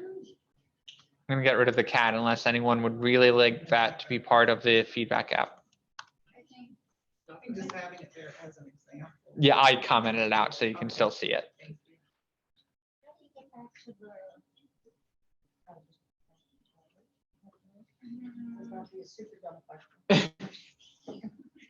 Okay, so now that we're in here, before I forget, I'm going to Meteor npm install -- save our React router and our history. Okay, so we have a couple different options here. We can either build out an interface for creating students, just like we did in the To-Do app, where we create students and we make the drop down, and then when you add feedback for a student, you go get it from a drop down.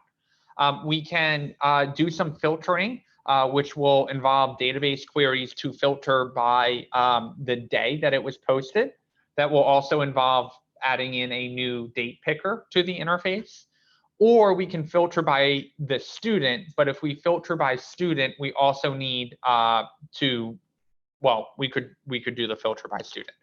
Or we can focus on anything else that you guys would like to add to this app. Well, could we make it so that students could see the feedback on them? So like you filtered by student and then you can access it through a student ID.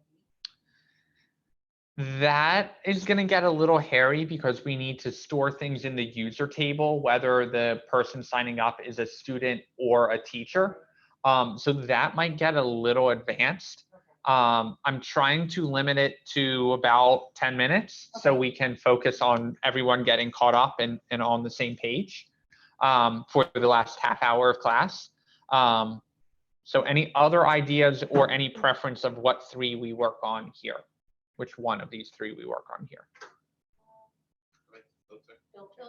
Filter by date? By student. By student? Okay. We have to have students first. Not necessarily. So we already have our student ID here. So what we're going to do is we're going to make the filter be an open text field. And when you type in the student and hit filter, it will only show those students. Okay. So what we are going to do, there are two ways of doing this. We can either filter the data on the front end and not run a new database query, or we can filter the data on the back end and filter them through the database. So we're going to start with the front end and then go from there and decide if we want to do it in the back end as well. So what we're going to do is, first of all, we need a new form to filter that. So I'm going to put that at the bottom of the table just so we don't get lost in what is creating new feedback and what's filtering. So we'll do a new div, class name is row. And in our row, we're going to do a div class name equals column. And in our column, we are going to do a new form. And our form is going to have an input type equals some input, and we'll close that off.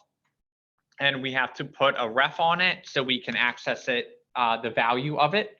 So we will put a ref on that as filter student. And we will put a placeholder, instead of a placeholder, let's do a label. Filter by student.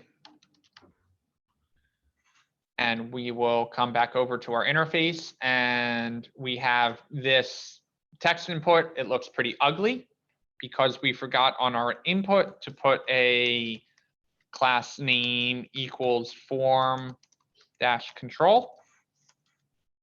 And we should get a huge, but nonetheless a text input here. Okay. And so we're going to do something a little different here. Instead of having an enter button to filter it, we're going to filter as we type. Okay, so we are going to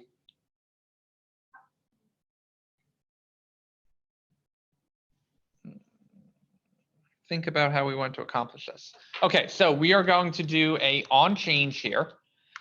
And the on change is going to say this dot filter students. And we're going to come up here and we're going to do our filter students. And we are going to get an event from that. And we're going to console log out our event dot target. And when we type, event.target.value. So when we type in a student ID here, we see the text come out of the console. So we now have access to the value that we typed into that form field. Okay, now we need to actually filter the data. Well, the data is coming in from our this.props.feedback. And so if I console log that, just so we see what kind of format it's coming back in, we get a lovely error cannot read props of undefined because I created this function wrong. That's a thing Joey will go over. So we now filter by student, we get our input log out, and we get this array with 7 objects in it.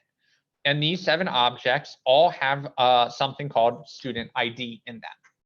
Okay, great. What we want to do is we want to filter by that, right? So what we're going to do is we'll still operate in our console.log for now. We want to get it working here before we update it in the interface. So this.props.feedback, and we're going to call a lovely function that's built into JavaScript called filter. And filter is just like map in that it's going to loop over all of the things all the items in the feedback array. But what filter does is if we return true, it keeps it in the array. If we return false, it drops it out of the array. So what we want to do is we want to say if feedback, and feedback is again coming in from our loop. So feedback is going to equal each one of these individual objects in our array. If feedback.student ID, and instead of doing a triple equals here and filtering just by that specific user ID, I'm going to instead use dot includes. So basically, if the letter E, if all I did is type in E, it's going to filter everything out by the letter E. That just includes E. It doesn't have to equal E. So I'm going to filter by I'm going to say const filter name, just so we don't have to say event target value every time. Sometimes it's better to put it in a variable so we know what that variable actually is. Okay, so we're going to say if the feedback includes the filter name, return true. Else, return false. There are some cleaner ways of writing that code, but for now, this is a good place to start. So we're going to come over here, and I have a bunch of things with 1, 2, 3, 4, 5, right? So I'm going to filter by student, and you notice we automatically get only 3 responses in our array.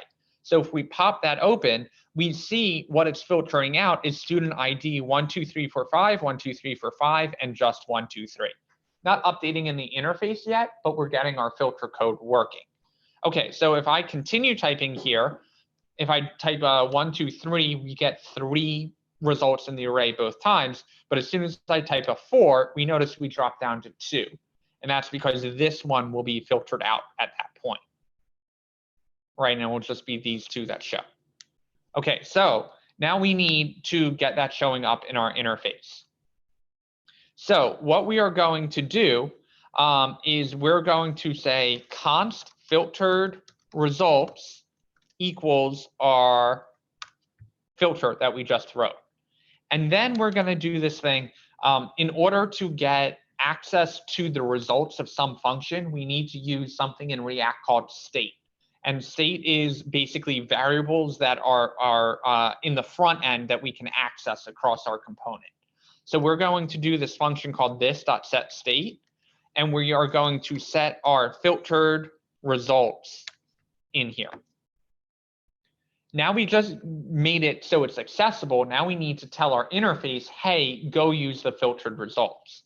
So I'm going to drop down here, and instead of using this.props.feedback, which is everything that's accessible in the database, I'm going to do a different conditional in here. And I'm going to say, hey, if, yeah. Could you just change it to like filtered results, and then like if you don't type anything in filter, everything shows up? That's what we're going to do. So what we're going to do is we're going to say, I'm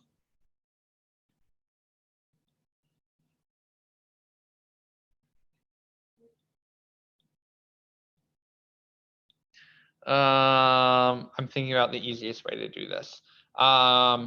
We're going to, I'm trying to keep the code dry, right? Don't repeat yourself.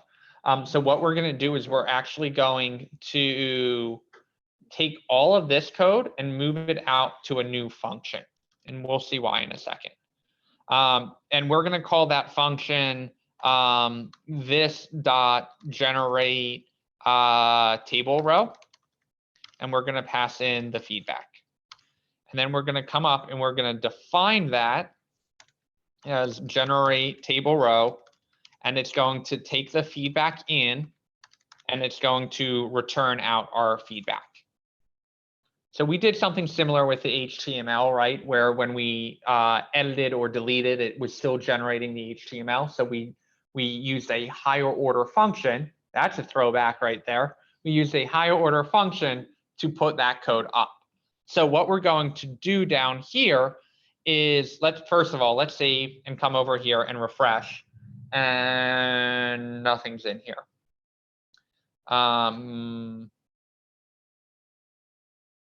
that's problematic. I believe I need to return. Okay, now it's all in here. So I basically said generate the table row, but I needed to tell the interface to return it to show that in the interface. Okay, so what we're going to do is we're going to get fancy and we're going to say, hey, if this dot state dot, what did I call it? Filtered results, then we want to do this whole thing. But instead of using this dot props dot feedback, we want to use this dot state dot filtered results. Why couldn't you have just changed it to that the first time and left the other code there? Because we want it to be a conditional. We only want it to filter if there's something in the filtered results. Otherwise, no results would show up because filtered results would be empty. Oh, because if you, oh, okay. So let's see if this works, and then we'll go back to your proposition. Okay, so it yells at me because filtered results is null. So we just have to create our state and say filtered results is going to be an empty array. No, there's a cleaner way of doing that. We're going to basically say if filtered results exists, just for now. Maybe we're not. Cannot read filtered results. No. Okay. Highlight. We're going to go back to the way we were doing it before. This dot state equals filtered results, and that's going to equal an empty array. I think I just have to do state in here. Okay. And instead of just using a conditional, we are going to use length instead. So we're basically going to say, hey, if this dot state dot filtered results has a length that is greater than 0, then show the filtered results. Otherwise, show the whole table. So now we're in here. We have our result or our whole table, right? We're using the props. And if we filter, as soon as I type 1, you notice what happens immediately. It filters down by those results. And if I type in 2, 3, not going to change, but as soon as I type in 4, it filters that back out. And if I clear that out, we see everything out. So my question from before was, because if you clicked on the filter, it said there were 7 items in the array already. Mm-hmm. But that wasn't in the filtered results. That was in the this.props.feedback. So basically, what we did up in our filter code. Yeah. So if we had changed it, nothing would have showed up at all, you're saying, because like if we had just changed the word feedback to filtered results, nothing would have. Yeah. So let's do that. Let's. You'd have to. Don't delete everything. I'm not.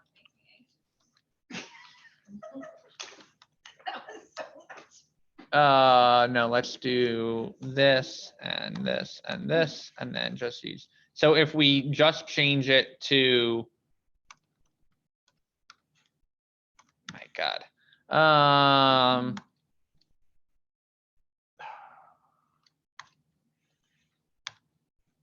really?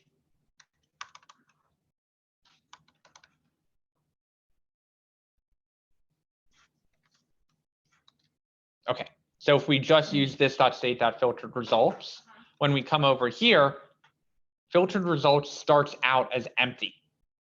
Nothing gets imported into filtered results until we type a number in here, and now it shows up. But then, you know, if you delete it, everything shows back up. Right, because it's running that filter code and Okay. it's matching nothing, so it's showing everything. Okay. So there's not like a shorter way to do all of that. I mean, This like, is like without deleting what was already there. Like, this is probably the cleanest way. okay. I was just curious, like what would happen if you did that. Yep, So you would have to know who you're looking for, essentially, if you did that method, yes. which is not very user friendly. Okay, and I'm going to attempt to fix this code. Okay, so let's make sure that's still working and do a test by 1, 2. Okay, now that shows up. Thank you. So we're gonna take a pause here.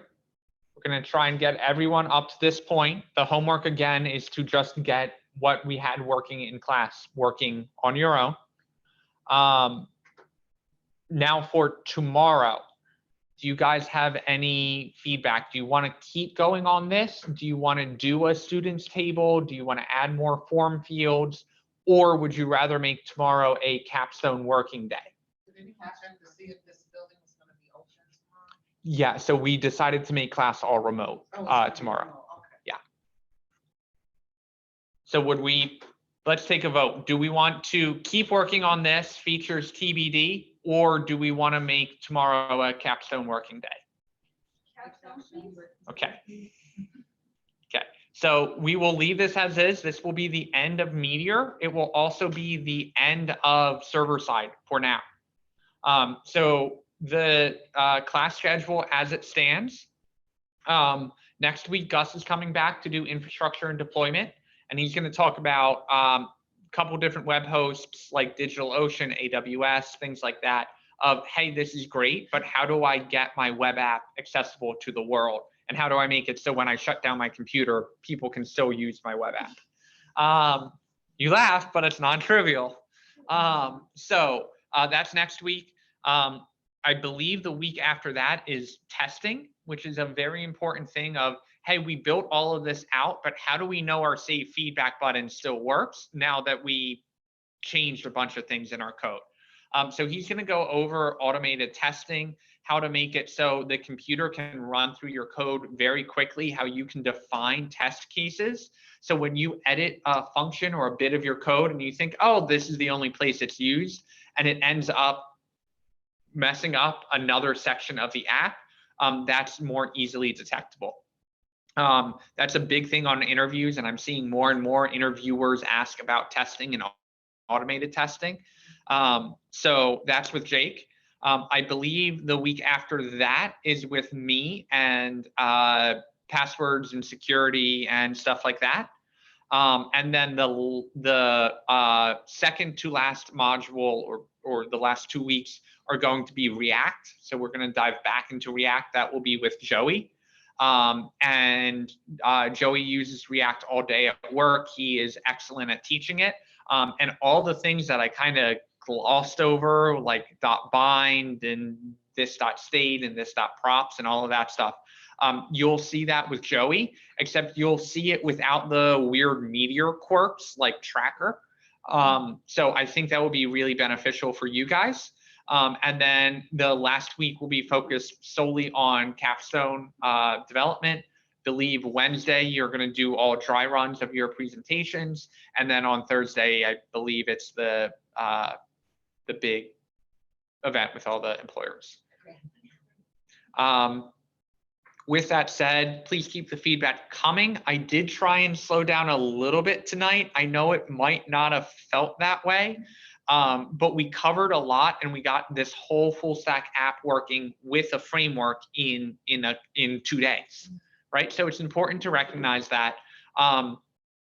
Not saying that you absolutely need to use Meteor for your capstone, and you may have liked Express more, and that's completely fine. But think about Meteor now that you've gotten over the hurdle of getting all the setup done and you have your roots working. Imagine how much faster it will go from there. So keep that in mind. Happy to answer any questions for tomorrow. Please come with questions tomorrow, because otherwise I'll just be sitting there for 3 hours. I'm gonna be at your house. Are you gonna be at? I'm going to be at my house, only because it's a 15-minute drive to get down here and I'm lazy.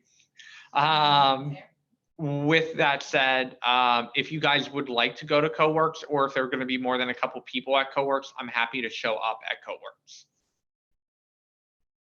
I'll probably, Okay. because if I stay home, So that is a really good note of, just because it's remote, it doesn't mean join from anywhere.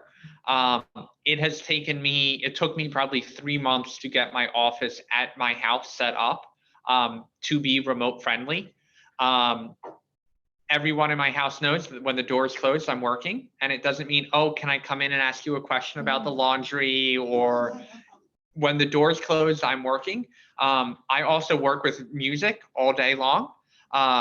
Drives some people in my house crazy. However, that's how I work. That's how I get work done. Some people need silence. Some people need ambient music, whatever it is. It is a struggle to work remote. In my previous house, we didn't really have a dedicated office space for me, and I couldn't work remote. So when I started working for Tuzag, I was like, we need an office space. Like, I'm just not going to be productive, even though remote was an option. And so when I did finally get my house, we ended up giving up the office space because we found that in the office space, we were slacking each other 4 feet apart. Literally 4 feet apart from each other. And the reason behind that was we needed things logged. So we would have a whole conversation. It would take over an hour to have it all. And we'd be like, great, we're excited about that. And then 2 weeks later, we would go to actually implement it and be like, I know we talked about this, but what did we say we were going to do? So it is tough to find a remote space that works for you. And it's not just for developers, which is the whole reason CoWorks exists. And the whole reason why, Careers in Code is sponsoring memberships for CoWorks as well. So if you need that quiet place to work or just out of your house, by all means, please go to CoWorks. We will try and do it fully remote. If there's going to be more than 2 or 3 people there, let me know in Slack and I will show up at CoWorks. But otherwise, we will plan on having it fully remote. Definitely bring questions tomorrow. They don't have to be Meteor related questions. If you're a little nervous about asking the questions, just keep in mind the entire class. So it is definitely worthwhile asking it in the Zoom room and having me answer it there. However, if there are some questions that you would prefer to do one-on-one, I believe Zoom has a feature called breakout rooms where I can hop on a call with you in Zoom and just the 2 of us are talking. So if you're more comfortable doing that, that's also completely fine. However, I really do think it will be beneficial for the whole class to hear what you have to talk about. Is there anything else that you guys want me to go over tonight, or questions about prepping for tomorrow, or? Oh, so it's just Capstone, right? Tomorrow can be anything. Ideally, it's Capstone oriented, but if you have any questions from previous modules, including this one, I'm definitely happy to do that. I think that's also a good thing considering it's a holiday weekend. I probably also will not do office hours. Tomorrow will serve as those office hours. But if you have any questions about the Meteor stuff we covered, about Express, about SQL, going all the way back to front end, designing your ERDs, feedback on resumes or on personal websites, happy to answer that. Really open to anything you can think about. You know how I like to go on rants, so if you would like me to rant about anything, I'm happy to rant about it. So think about that. You have a little less than 24 hours to think about what you would like to ask. But for now, I'm going to end the live stream. I would really like every single person to submit this app, what we have up and running, to me on either Slack or send me a Git link. And the reason for that is when I give my weekly feedback at the end of the week, I have a pretty good idea of how you guys are doing, but it's really hard for me to assess it without looking at your code. So if you guys get through all the code, really try not to copy and paste, but then if you go through and add your own comments, that's kind of the highest form of mastery, right? Because then you're saying, not only did I go through the code and type the code, but I understand what this code is doing. So if everyone can focus on that, I'll say that that's not due until 8:30 tomorrow. So if you want to work on that during the office hour session, that's also completely fine. But if you guys can focus on getting that in sooner rather than later, that will really help shape not only the feedback that goes to Jesse and Will and Doug, but it also will help Gus when he comes in next week for infrastructure and deployment on what he needs to focus on and where he needs to spend more time. Okay, I just ran in for a while. I'm going to end the live stream. I'm going to be here for at least the next 15 minutes. If you guys have any questions, I'm happy to answer them.